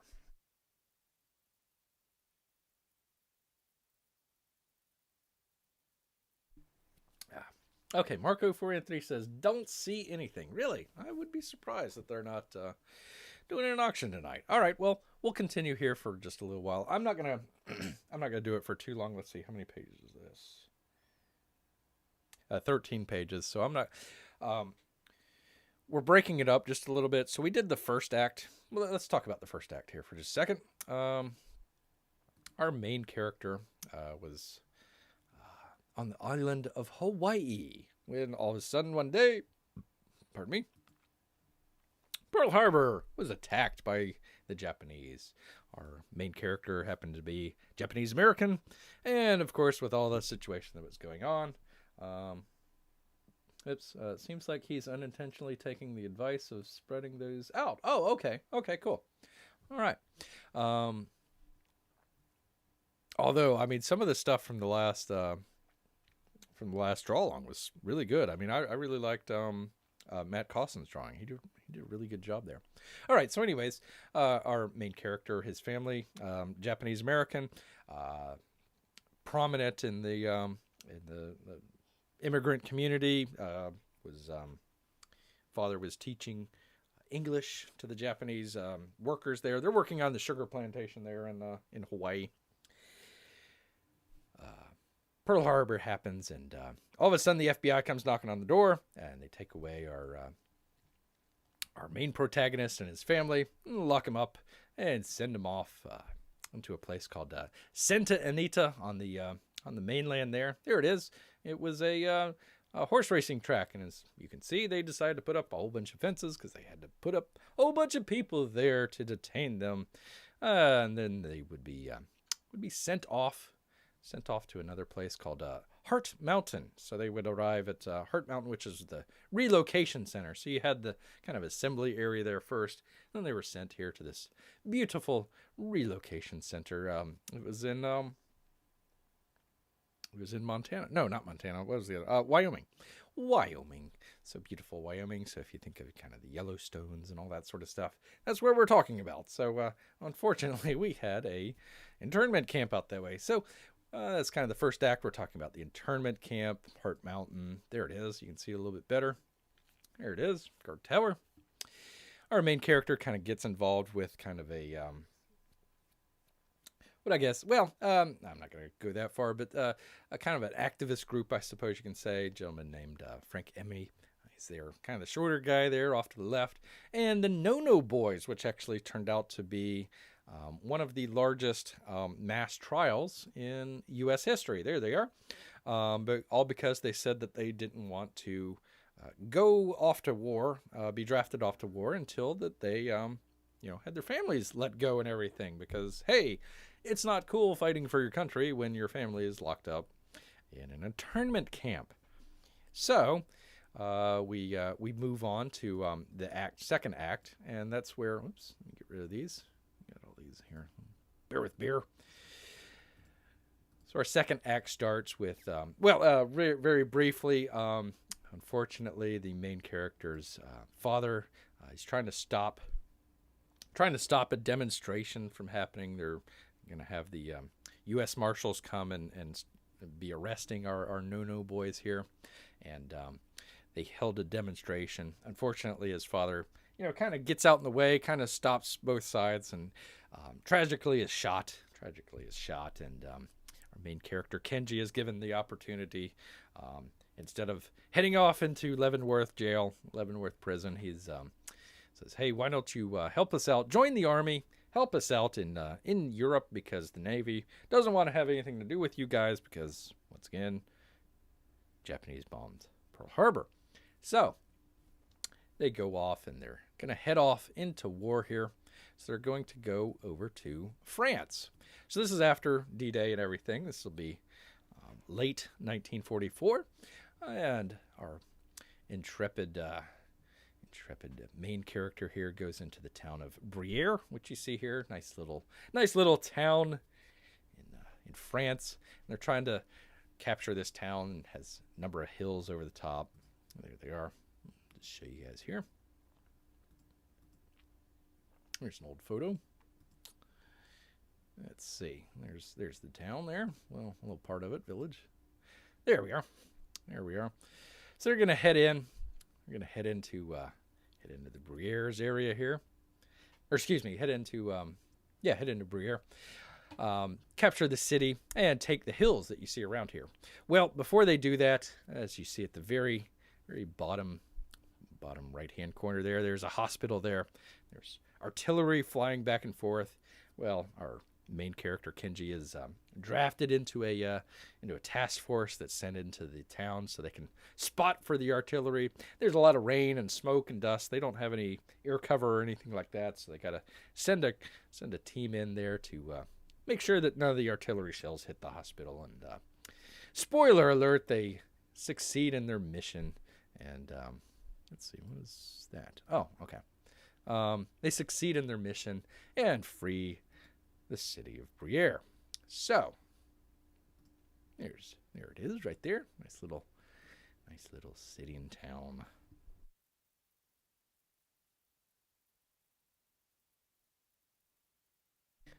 Pretty. All right. So that just kind of gives you an overview of where we're coming from, and now we're going to get started here. Oops, let me click off of that. Nice little church, though. Good thing they didn't bomb it. So our main character is part of a engineering battalion. So basically, they're going out and trying to find German mines. He has a dog with him. Dog's name is Sushi. Oops, that's not it. Those are the Germans surrendering. Where'd he go? Where'd he go? Gosh darn it. There we are. So he has a little dog named Sushi that is pretty much his only best friend right now, because all the people that he was dealing with think that he is a traitor. Think that he is working with the Japanese homeland, and because he didn't tell them that he could speak Japanese. His father could speak Japanese. He didn't tell anybody that. He was a little embarrassed, and they didn't really understand where he came from. He kind of hid what was going on in Hawaii and everything. And they says, hey, we only took people out of Hawaii that were real danger. We left most of the people there. Big danger was, you get drawn out and everything. So they're really kind of concerned that Kenji might be working for the other side here. So his only friend in the world is little Sushi here. So he has little Sushi, and they're going out and they're trying to find these mines here. Let's see, where am I? There we are. As an engineer battalion. So that's where we're going to kind of pick up here. Is a couple days after Grrrrr. They've liberated the city, and they're kind of out here, kind of pushing forward. They're pushing up to the border of Germany here. So, all right, let me take a look at the chat, see what you guys say. Might need some more water here. All right, haven't heard anything about auctions. And the Academy Award for Best Screenplay goes to Bear. You love me, you really do. And there goes my headphones. Oh, well. You really do love me. I want to see Bear win the award, just to see him on the stage accepting the award in the Bear outfit. I don't know what you're talking about there. Yeah, I would. I would. I don't know if I would be able to sit in the audience for that long, though. They kind of sit there all stoic-like, and oh, let me clap for whomever. And no, I would just kind of rampage through the thing. Give me my award, rah! And then and then go to the parties. That's really what you want. It's the parties. I mean, who cares about a statue? I don't care about the statue, but I thank you, P Money. I do appreciate that. So, let me get the thing where I do the thing, and it does the thing. Nope, that's not it. There we are. Although why it's in the background, god dang it, I don't know. All right. Regardless. So we're gonna be jumping into that real quick. Here's the cream plate. Let me see if I can. No, it just passes over. Dang it all. All right. So, anyways, that's kind of. I'm gonna try and do what I did last time with having some pictures here, kind of show you guys along, but also be able to read along as well. So here we are right here. Let me go grab some water, and I'll be right back. Bear with me. Oh, I gotta check the score. Crying out loud. Oh.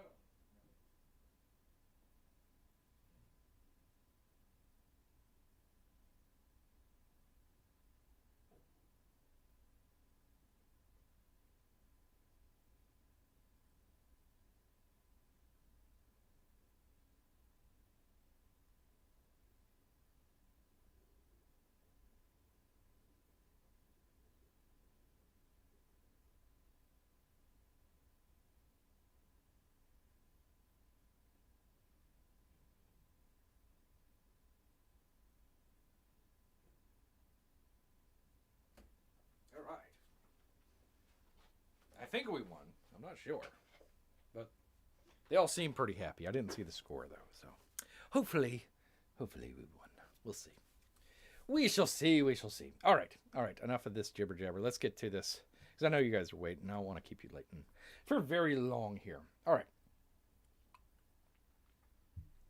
Oh, by the way, I know I say I'm going to get started, but real quick, I was trying to come up with a good look for the character here. So I came up with this. Tell me what you guys think here. I thought that was a pretty cool look for Kenji.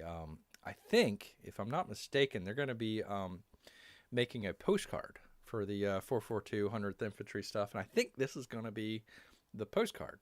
But I just thought it was a cool, because I'm talking about all this stuff, but you don't ever really get the kind of look of what some of the characters look like. So I wanted to be able to kind of put that out there for you guys. All right.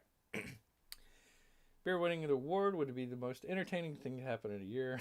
You were sure a long time. Yeah. Yeah, that would be funny. That would be a dream of Bear's. Oh, a dream. A lot of people have dreams of, putting their things into Barnes & Noble. Bear just wants to win the screenplay award. That's all. Grrrrr, give me my award. All right. Exterior, outside Grrrrr, day. Kenji and Sushi search through the trees fallen across a road. The Germans have cleverly mined their abatas. I had to learn that one. To cover their northern retreat from Grrrrr. So let me just go back and see if I can go to the map here real quick. Sorry to keep bouncing around, but it'll give you guys a good idea. Let's see, is it this one? Nope. Where is it? Dang it. It's the French. There it is. I got so many things. So it's right here on the border. Right there on the border. So the Germans are retreating into Germany, and the Americans are hot on their heels. But we shall see what happens. We shall see. All right. Super. 26 October 1944, 1300 hours. A jeep comes from the direction of Grrrrr and stops nearby. Inside is a familiar face, and I think I got him too. I shouldn't keep bouncing. I'll just keep continuing. Staff Sergeant Roy, get your ass over here. Pardon me. Hold on. Let me stop this real quick. Not safe for work. We're going to be dropping some nasty language here, so if you don't want to hear any of that, please. We do appreciate you coming by. I don't want to have anybody's poor ears, taken advantage of here. So I just want to let you guys know. And with that, I'll finally continue with the story here. Peabody says, I'm impressed with you showing the pictures while you read it. It helps us to follow along. Oh, thank you. Thank you. I was going to show a picture of Staff Sergeant Roy, but I'm going to just continue here real quick. All right. Staff Sergeant Roy, get your ass over here. Kenji, Staff Sergeant. Kenji rushes over with Sushi in tow. Staff Sergeant Roy, believe it or not, I need your help, dog catcher. Get in. Kenji stammers. I don't care about that, kid. This comes from high up. Commander of the 232nd Engineer Company, Captain Persian Nakata, 26, a methodical engineer, but also short-tempered, notices Kenji in the jeep and storms over to their position. Captain Nakata. Private, nobody ordered you to rest easy. Back on that pile. Staff Sergeant Roy. Sir, I'll be the first to recognize who you are. But right now, one of Captain Nakata's aides runs up with a radio. Captain Nakata listens, drops the mic. Captain Nakata yells back to his troops. Pack it up, let's go, move. Captain Nakata runs away with the aide. Staff Sergeant Roy, get in. You should be so privileged to be among greatness. Kenji lifts Sushi into the back seat and jumps into the front. The jeep takes off, without abandon, back into Grrrrr. Oh, please tell me I've got a picture of a jeep here. Please tell me. Yes, I do. Holy cow, I do. There we are. Ah, shoot, it takes up too much space. Here we are. I was actually going to use that maybe as a what do you call it? A thumbnail. Thinking about using that as a thumbnail. Anyways, pardon me. Where am I at? Okay. Interior. Jeep, day, continuous. The vehicle speeds down the road faster than it was made for. Staff Sergeant Roy coolly hands Kenji a cigarette. Kenji lights up and settles into his new habit. Kenji.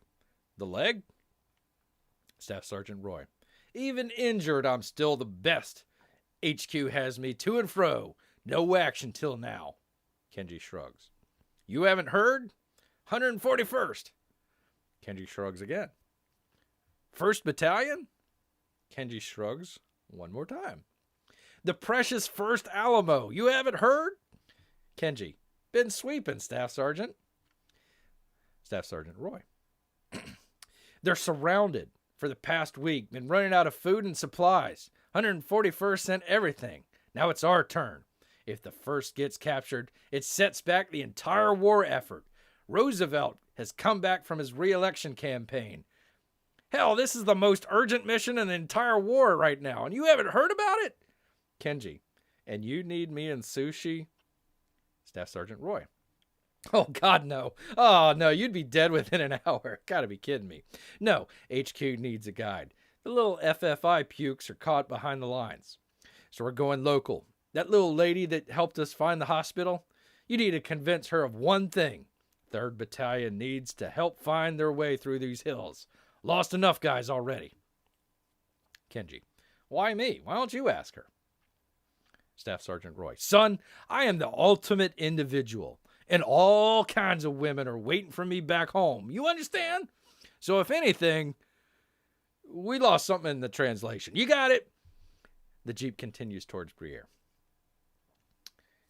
Exterior, Grrrrr Day.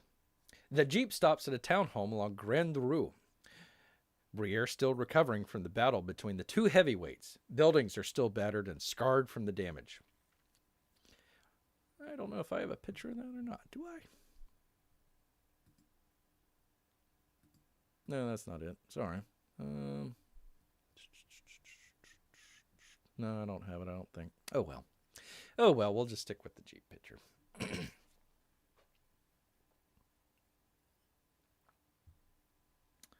Artillery shells fly back and forth amongst the German and American forces to the east of town. Even though the basements and cellars remain the safest place to be, children are perched on the rooftops to watch the impacts. So the kids are up there on the roofs of the building watching these artillery shells fly back and forth. Staff Sergeant Roy. Get off that roof, you monkeys! To Kenji. Go on in. Talk to that blonde bird you like so much. Ask her real nice, you understand? Kenji.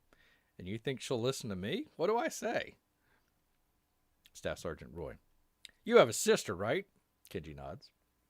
Tell her you'll keep her perfectly safe, and 1,000 of the best fighters around to have your back. Tell her you'll take a bullet for her, and the dog too. Folks around here like us enough, so maybe, yelling to the kids, they'll get off the damn roof. The children on the children on the rooftops laugh at Staff Sergeant Roy. Kenji and Sushi walk to the entrance of the townhome. A sheet nailed to where the door once was. He knocks. Music plays inside. Interior, townhome, moments later. Let me see if I can get off that. Let me see if I can... Ah, yes, I did have it. Yay, I did have it. Yeah, so I did use this one as my here we go. As the thumbnail. I think it's a pretty cool one. Oh, I need to scale it here. Let me scale it. Scale it. No. Where am I? Bear with Bear for just 1 second. There we are. There we go. It's a nice, cute little French lady, and you know, your little Nisei there as well. So this is kind of interesting. Not the dog, the men's... Not the dog. The men, women, and children can't take the bullets, but not the dog. Well, P-Money. Well... Interior townhome moments later. An artillery shell has blown in the roof and torn through the rooms below. Fire damage and stray bullet holes cover the walls. A remnant of the fierce battle.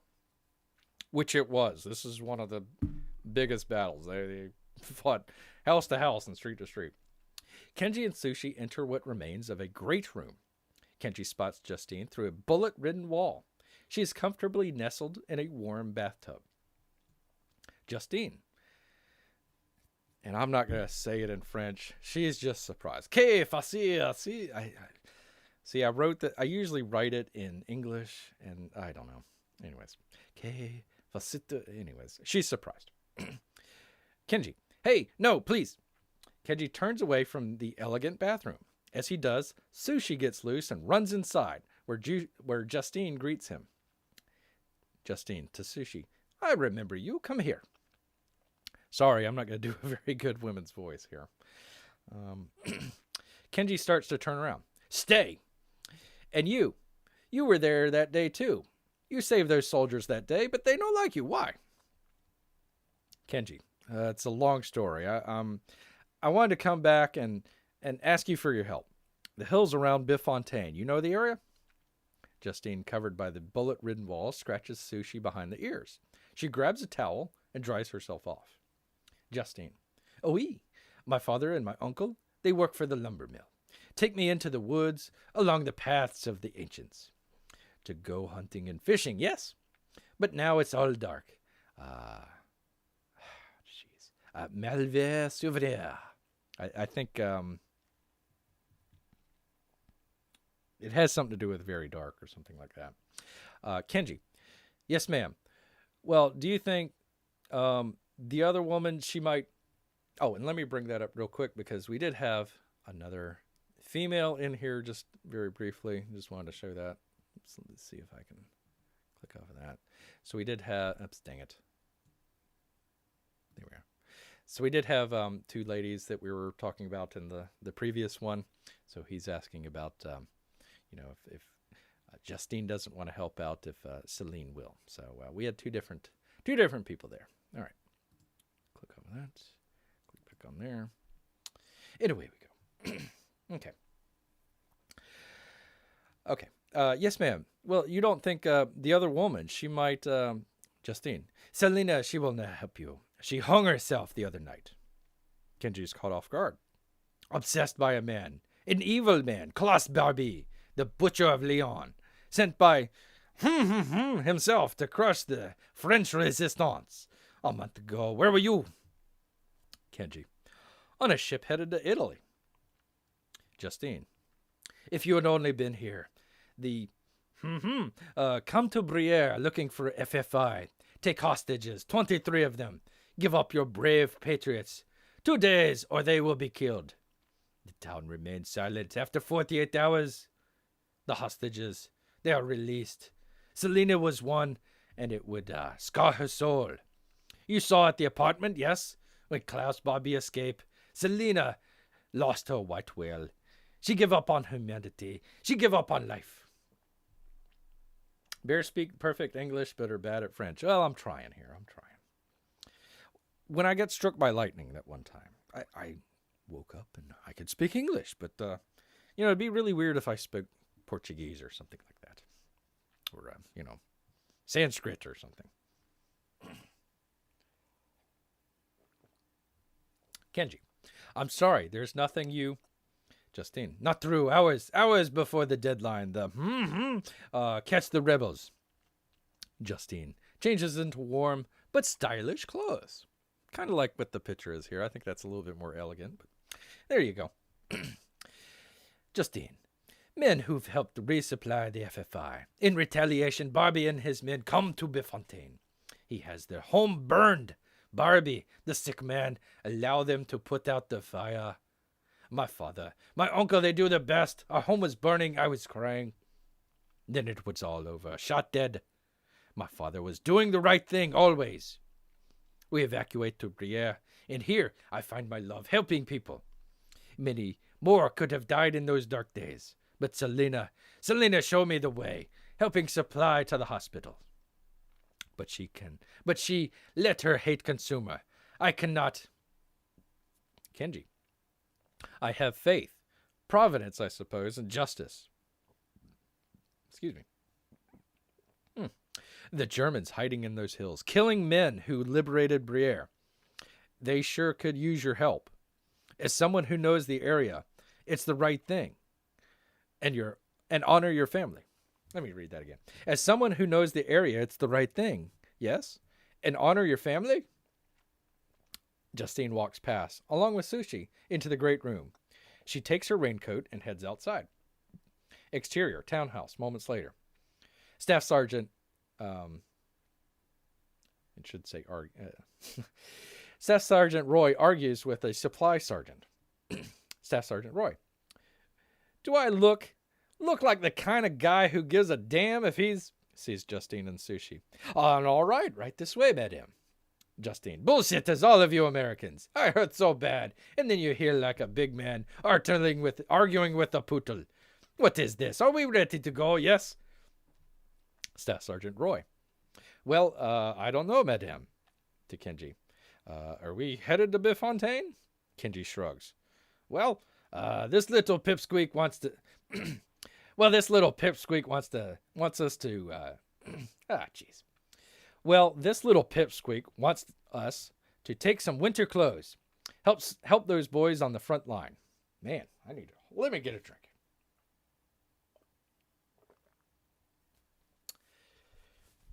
Are we headed to Bifontaine? Kenji shrugs. Well, this little pipsqueak wants us to take some winter clothes. Help those boys on the front line. Adds the box to the back. Not gonna be too much room, though, to Justine. Right this way, please, madame. Justine is allowed the front seat, while Kenji and Sushi squeeze into the back seat. There's not much room. Staff Sergeant Roy to Kenji. Told you she was a firecracker. The Jeep quickly roars off down the road. Exterior, Bifontaine, France. Well, let me go back just real quickly, just so we can kind of get into... Well, I don't want to... I'd have to take everything down. Anyways, Bifontaine is just... hop, skip, and a jump away from Grrrrr. It's not very far. Let's see. Exterior, Bifontaine, France, evening. The logging town of Bifontaine has all the signs of heavy battle. Bullet holes scar the stone buildings. 3 battalions, including the famous 100th, have formed in the assembly area. Excuse me. Around 1,200 men in total. The Jeep pulls into a parking area. Staff Sergeant Roy stays behind. Staff Sergeant Roy. HQ, they'll be expecting you. Justine is a sight to behold for these battle-weary men. Some hoots and hollers, but most are too tired to bother. Interior, 442 HQ tent, continuous. Kenji holds the tent flap open for Justine. The top brass are in a heated argument as they enter. Lieutenant Colonel Virgil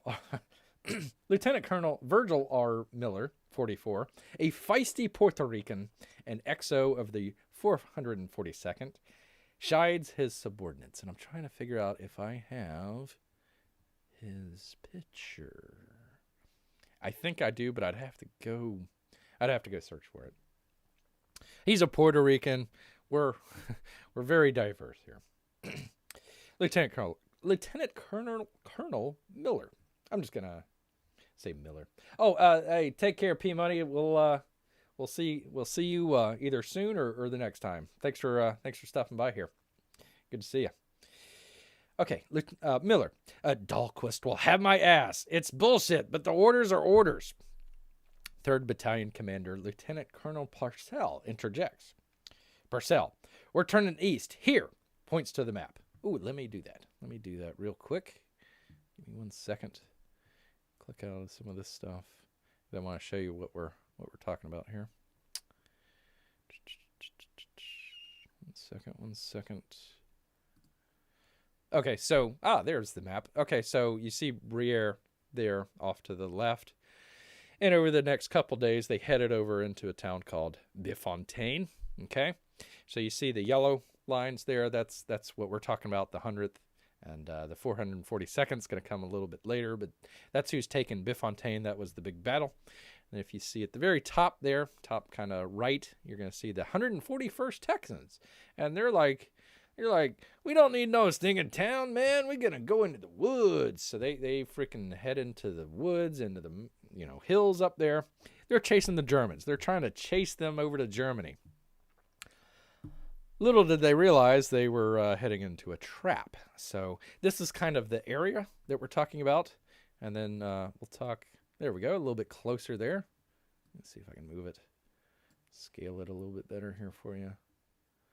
Well, I'll have to bring it out here just to show you. But this is what's going to be the path that they're going to be taking. So what we're going to be talking about here in just a second is what this is going to look like. So let me just scale this again. Scale this down so you guys can see. And then take this and move it over just a little bit. There we are. Oops, go back. Move that out of the way. There we go. I'm trying to work on two different screens here and trying to follow my mouse. It's hard. Okay. So this is, yes, Texas. Darn right, the Texans. Yes. Yes. And they're talking about the First Alamo Division, the very famous First Alamo Division. In fact, little side comment there, very important. Roosevelt was out there. I mean, this is late October 44. Roosevelt out there campaigning for president, and he comes back. This is very important. Very, very important. All right, let's see. Where was I?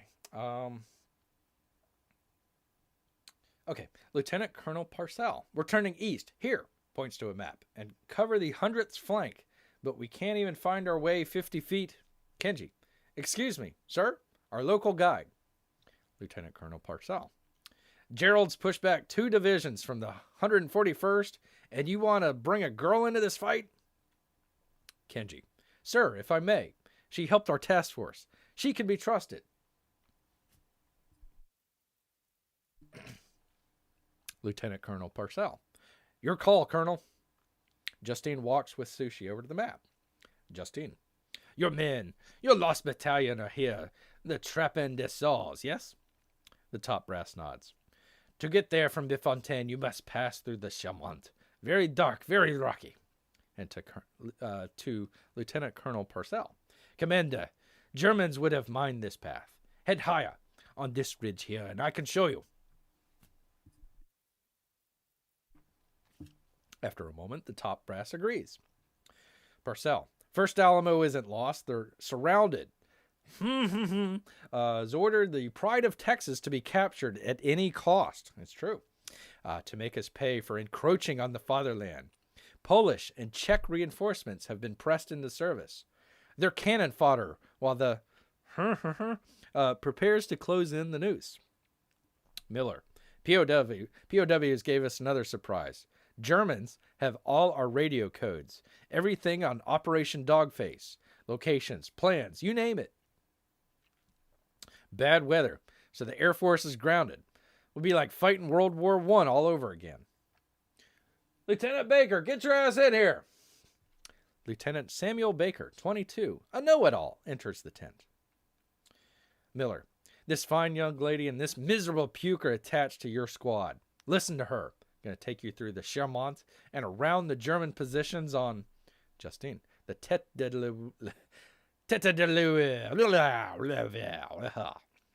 Lieutenant Colonel Miller. Thank you. Take them to K Company, Lieutenant. Lieutenant Baker leads Kenji, Justine, and Sushi out of the tent.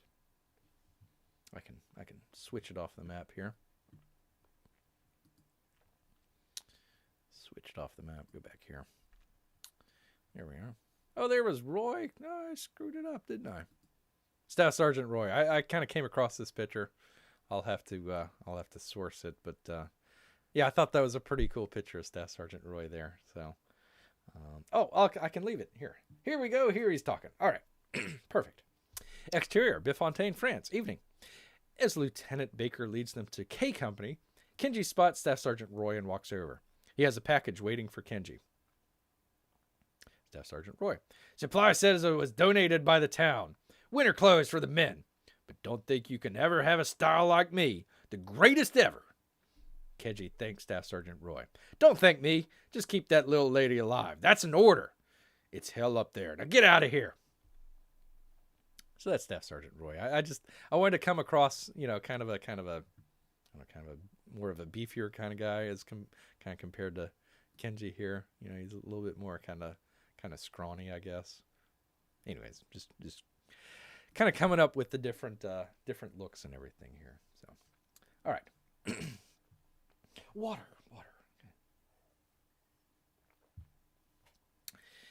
Kenji runs and catches up with Company K, gathered around a CCKW truck, which was a deuce and a half. The only relief from the cold.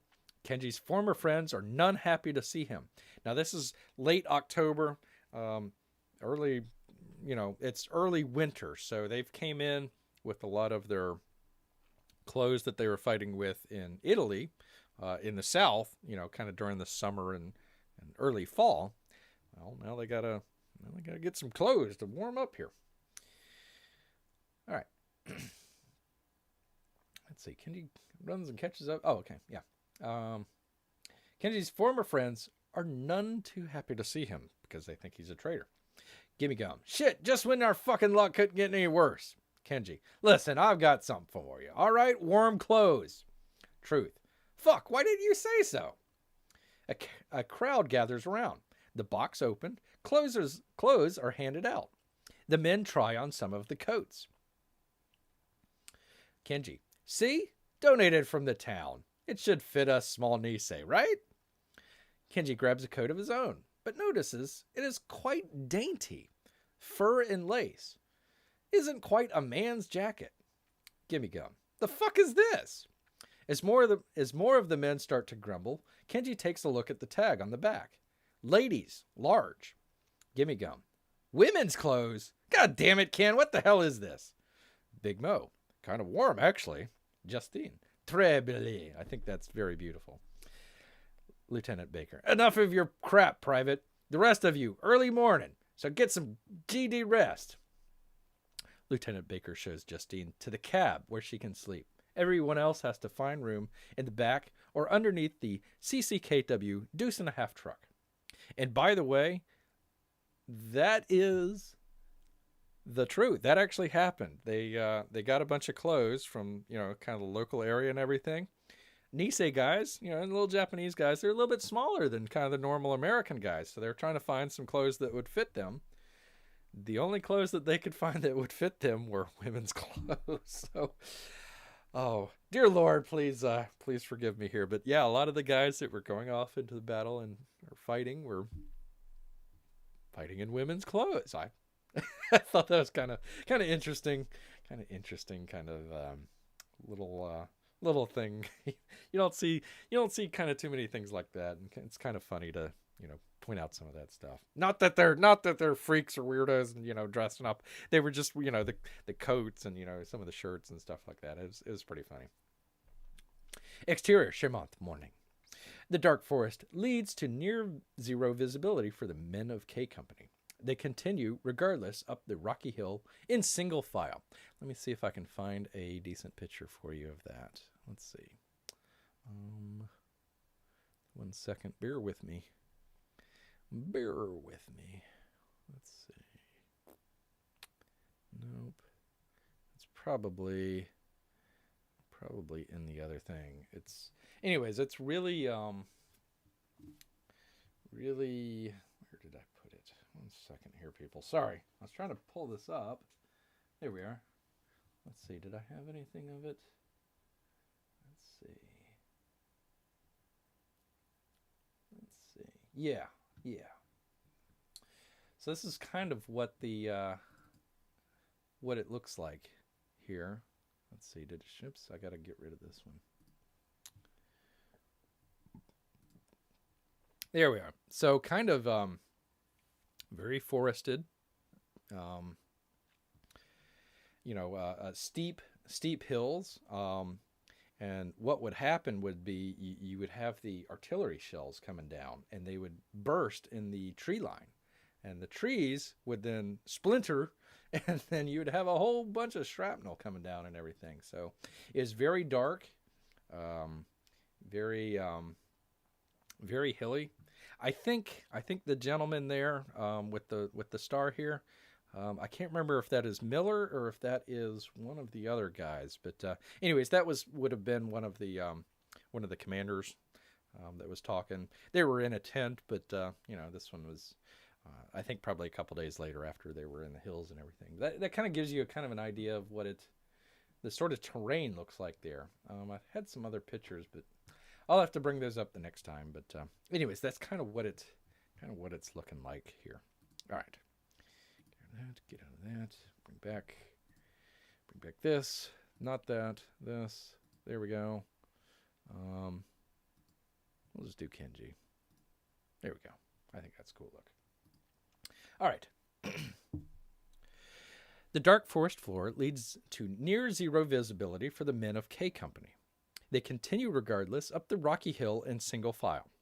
Hands placed on the shoulder in front. A white piece of paper is pinned to each rock with a Japanese kanji character brightly painted in red. Super. 27 October 1944, 1800 hours. So they're in the morning, heading up the hills here. Sushi leads the way, with Kenji and Justine not far behind. Ahead, the narrow trail splits. The wider of the path leads between the two high bluffs, a shortcut to Tete de Louvière. Tete de Louvière. Yes, indeed. I'll get that right eventually. Justine, quietly. Wait. Sushi growls. Kenji signals halt and kneels down to calm Sushi. Lieutenant Baker, Truth, and Sniper Kato come up to the front. They speak in quiet tones. Kenji, sir. Lieutenant Baker sees the shortcut to Louvière. Lieutenant Baker, that's the way, isn't it? Justine, you see how wide? Worn it is, ancient deer path. Papa would take us hunting here. We would hide in the high bluffs, points up the hill. Aimed at the deer gathered below, points to the path ahead. Never liked hunting. It's too bloody. Lieutenant Baker, and the other way? Justine, safe, but it would take longer. Lieutenant Baker scans the bluff. The darkness is pierced by the rising sun. Lieutenant Baker, we're losing the element of surprise. Double time, Private. Kenji, she knows the way. Listen to her. Lieutenant Baker, speaking loudly. Are you resisting an order? Kenji tries to quiet him. Oh, I've heard it from the men. I won't have a traitor in my ranks. To Truth. Private, escort him out of my sight. Right to the brig. Truth. With pleasure, sir. Truth takes Kenji's rifle and leads him and Sushi away. Lieutenant Baker. All right, listen up. I don't want anyone falling behind. We're moving forward. To Sniper Kato. I want you up front. Our eyes and ears. I want the rest of you, I want... Lieutenant Baker and Sniper Kato fall down, followed by crack, crack. Gimme gum. Sniper! The hills erupt with the clatter of gunfire. Bang, bang, bang, bang, bang. Germans come out of the woodwork. A Mark IV Panzer tank and a SDK, it's an armored car, fire on the men of K Company high on the bluffs. So you got guys with rifles firing against a tank. In the chaos, Truth leaves Kenji behind to save himself. Dazed and without his rifle, Justine grabs Kenji's hand. They run away from the battle that engulfs the 3rd Battalion. Run down the hill. Run, run, run, run into another group of Nisei. 232nd guy. Halt! 232nd guy number 2. Give me the password, you fuck. Kenji. Coconut. Fucking coconuts. 232nd guy. Sir? Captain Nakata. Hold your fire. He's one of ours. Come on down, soldier. Kenji helps Justine into the small clearing with the men of his home unit, relieved to see them. I seen K Company. Ran into the Germans. They have the tanks. MG nest. Crossfire. Captain Nakata. It's okay, son. We'll pass along the word. Meantime, we've got 6 battalions worth of supplies headed through these damn hills. We're needing every soldier on 2 legs or 4 to help out. To 232nd guy. Sergeant, these hills are no place for a civilian. Take this lady. Kenji grabs Justine and kisses her. Justine. What did you do that for? Kenji. Wanted to see if you'd like it. What do you think? Kenji. Justine. I don't know yet. Try again. But before Kenji can, Justine is escorted down the Chermont by the 232nd guy. He and Sushi reluctantly return to business. Poor Rooster blocked. Poor Rooster blocked Kenji, I tell you. Exterior, Chermont later. On the edge of a freshly cut road, which, by the way, I did have a picture of that. Let me see. Road. Here we are. So that's a picture of what it looked like where they were trying to cut out these engineers in the middle of the woods being fired upon by the Germans from all sides. Artillery. Rooster blocked his right. Trying to get a whole bunch of tanks, a whole bunch of cars filled with, not cars, deuce and a half filled with equipment and everything. They're trying to get them up to the mountain, or not up the mountain, but up the hills and everything. So, and it's raining. It's just nasty. It's terrible. It's just the worst conditions that you can imagine. They're trying to build this road in the middle of the nowhere. Germans firing on them. Everybody thinks that the frontline troops it was the most dangerous position to be in. No, it was the engineer position. That was the most dangerous. These guys were the ones going out to find the mines and all this other stuff. And of course, the Germans being in the defensive position now are picking them off and laying traps. So there you are. All right, so that's what it looked like. That's what the hills kind of look like. I'll leave it on there. I can move it here. I can move it just a little bit. There we are. So that's kind of what. Oh, and you see the tank in the background. I forgot to mention that. You can kind of see the tank there in the background. I think a Sherman, if I'm not mistaken. Anywho, and we're not longer here. I think I got another page here, and that's it, folks. Exterior Chermont later. On the edge of a freshly cut road, Kenji and Sushi search for mines. Kenji places a flag if Sushi suspects a German mine. 232nd guy number 2 comes over and offers Kenji a cigarette. 232nd guy. This rain gets into your fucking bones. Sit tight. We've... 2 Sherman tanks rumble past on their way up the Chermont. The treads sink into the muddy mess of the road. And that's why you see they've laid out some, some beams or something like that across there to help them out. It was muddy. It was terrible. It was raining. It was awful. 2 Sherman tanks rumble past on their way up to the Chermont. Their treads sink into the bloody mess of the road. Whoosh! Boom! A German Panzerstück strikes the first Sherman. It's like a bazooka. The anti-tank rocket's shaped charge burns through the armor and ignites the ammunition. The crew climbs out, on fire. Kenji turns to 232nd guy. He falls over. Crack! Sniper! Kenji dives to the deck, looks around as 232nd guy number 2 bleeds out. The battle continues all around. Dun, dun, dun.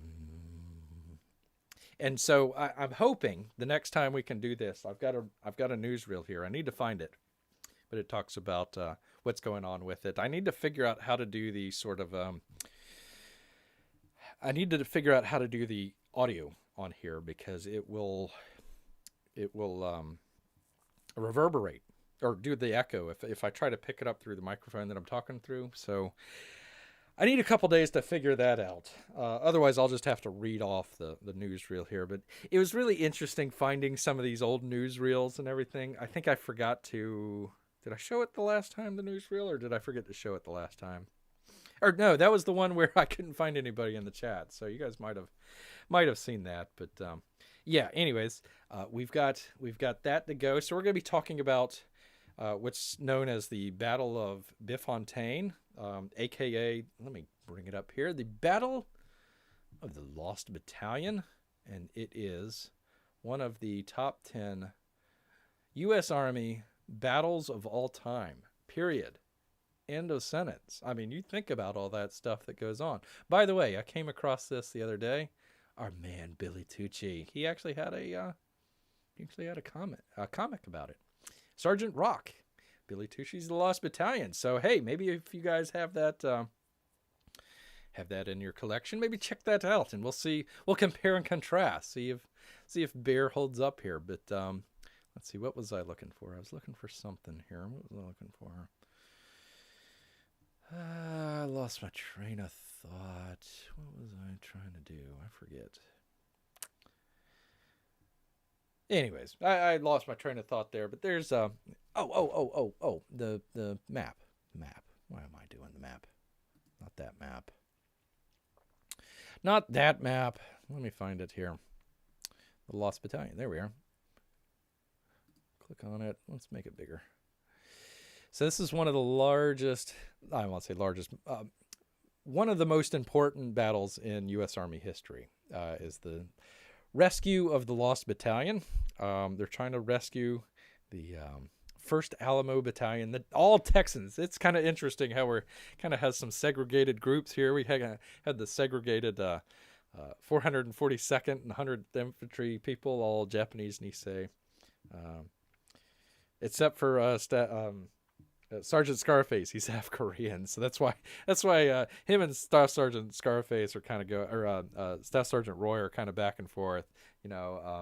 He's half Korean, so he doesn't fit in with the other pure blood Japanese people. But anyways, the All Texan Battalion is surrounded there, so you can kind of see that where they're kind of surrounded there, and the guys try to come in and rescue them, and oh man, what a cluster F. Basically what happened after this battle is they were we talked about 1,200 fighting men. They were more or less a spent force after this.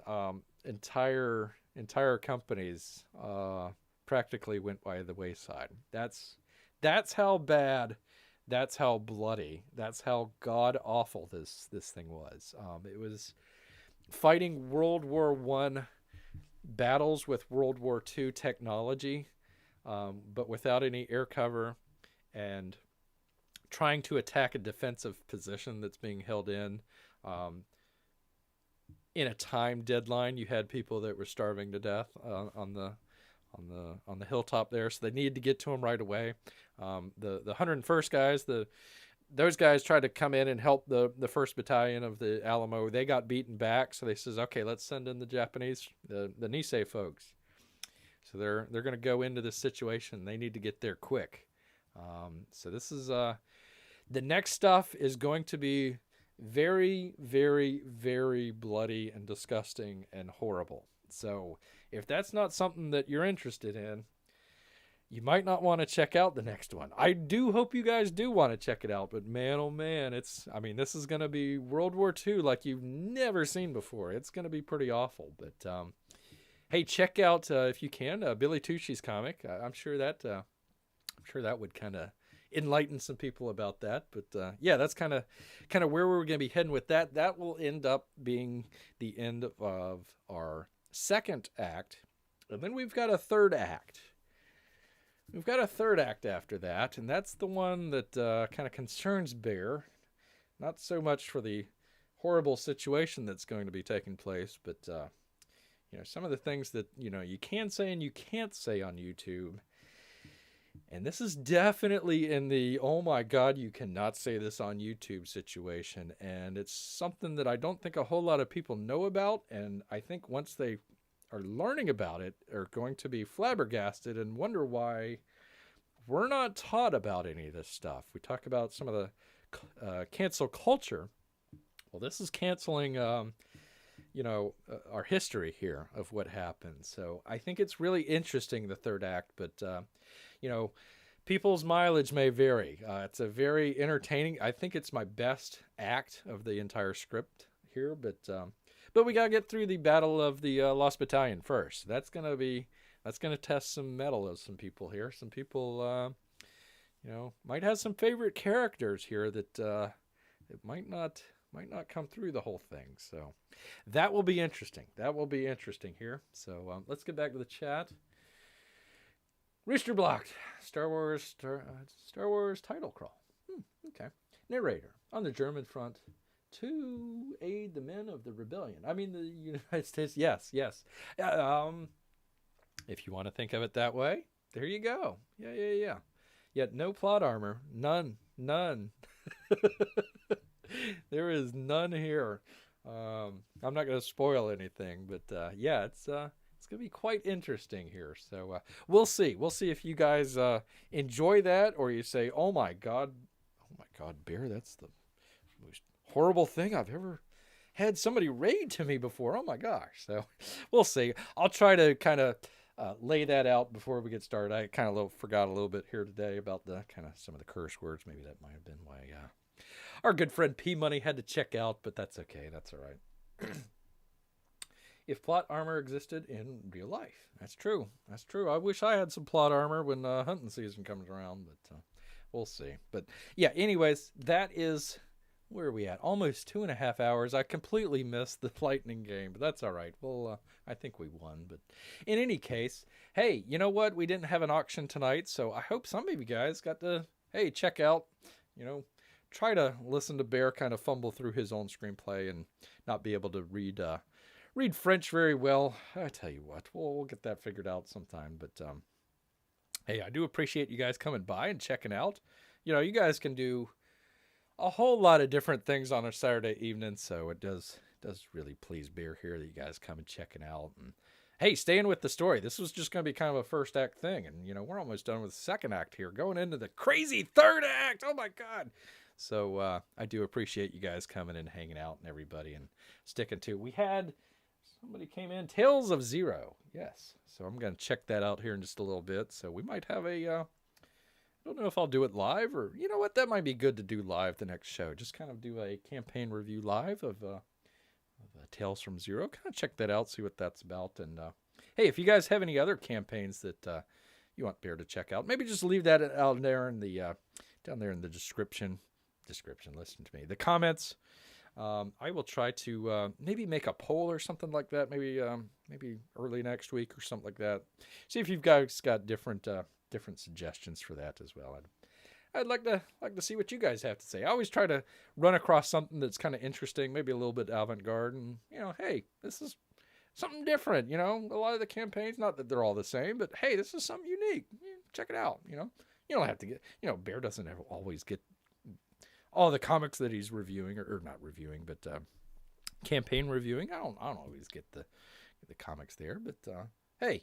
It's good to know that, it's being sent out and people are checking it out and everything. So, not sure how well college would take having a Bear in French class.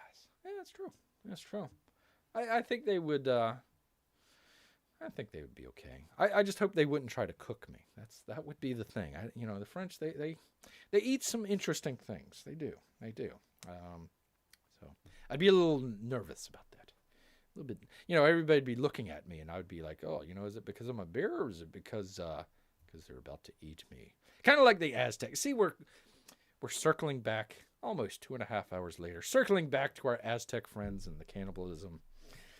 I just ran across that story today. Holy cow! Crazy stuff that's going on. Crazy stuff that's going on in the world. Bear kebab, indeed. All right. Well, if my voice hasn't given out before, it's just about to give out now. I ran out of water. I ran out of everything here. So, once again, Marco for Anthony, P Money, all the chatters out there that came by, even the people that didn't chat. Hey, I appreciate you guys just coming by and listening.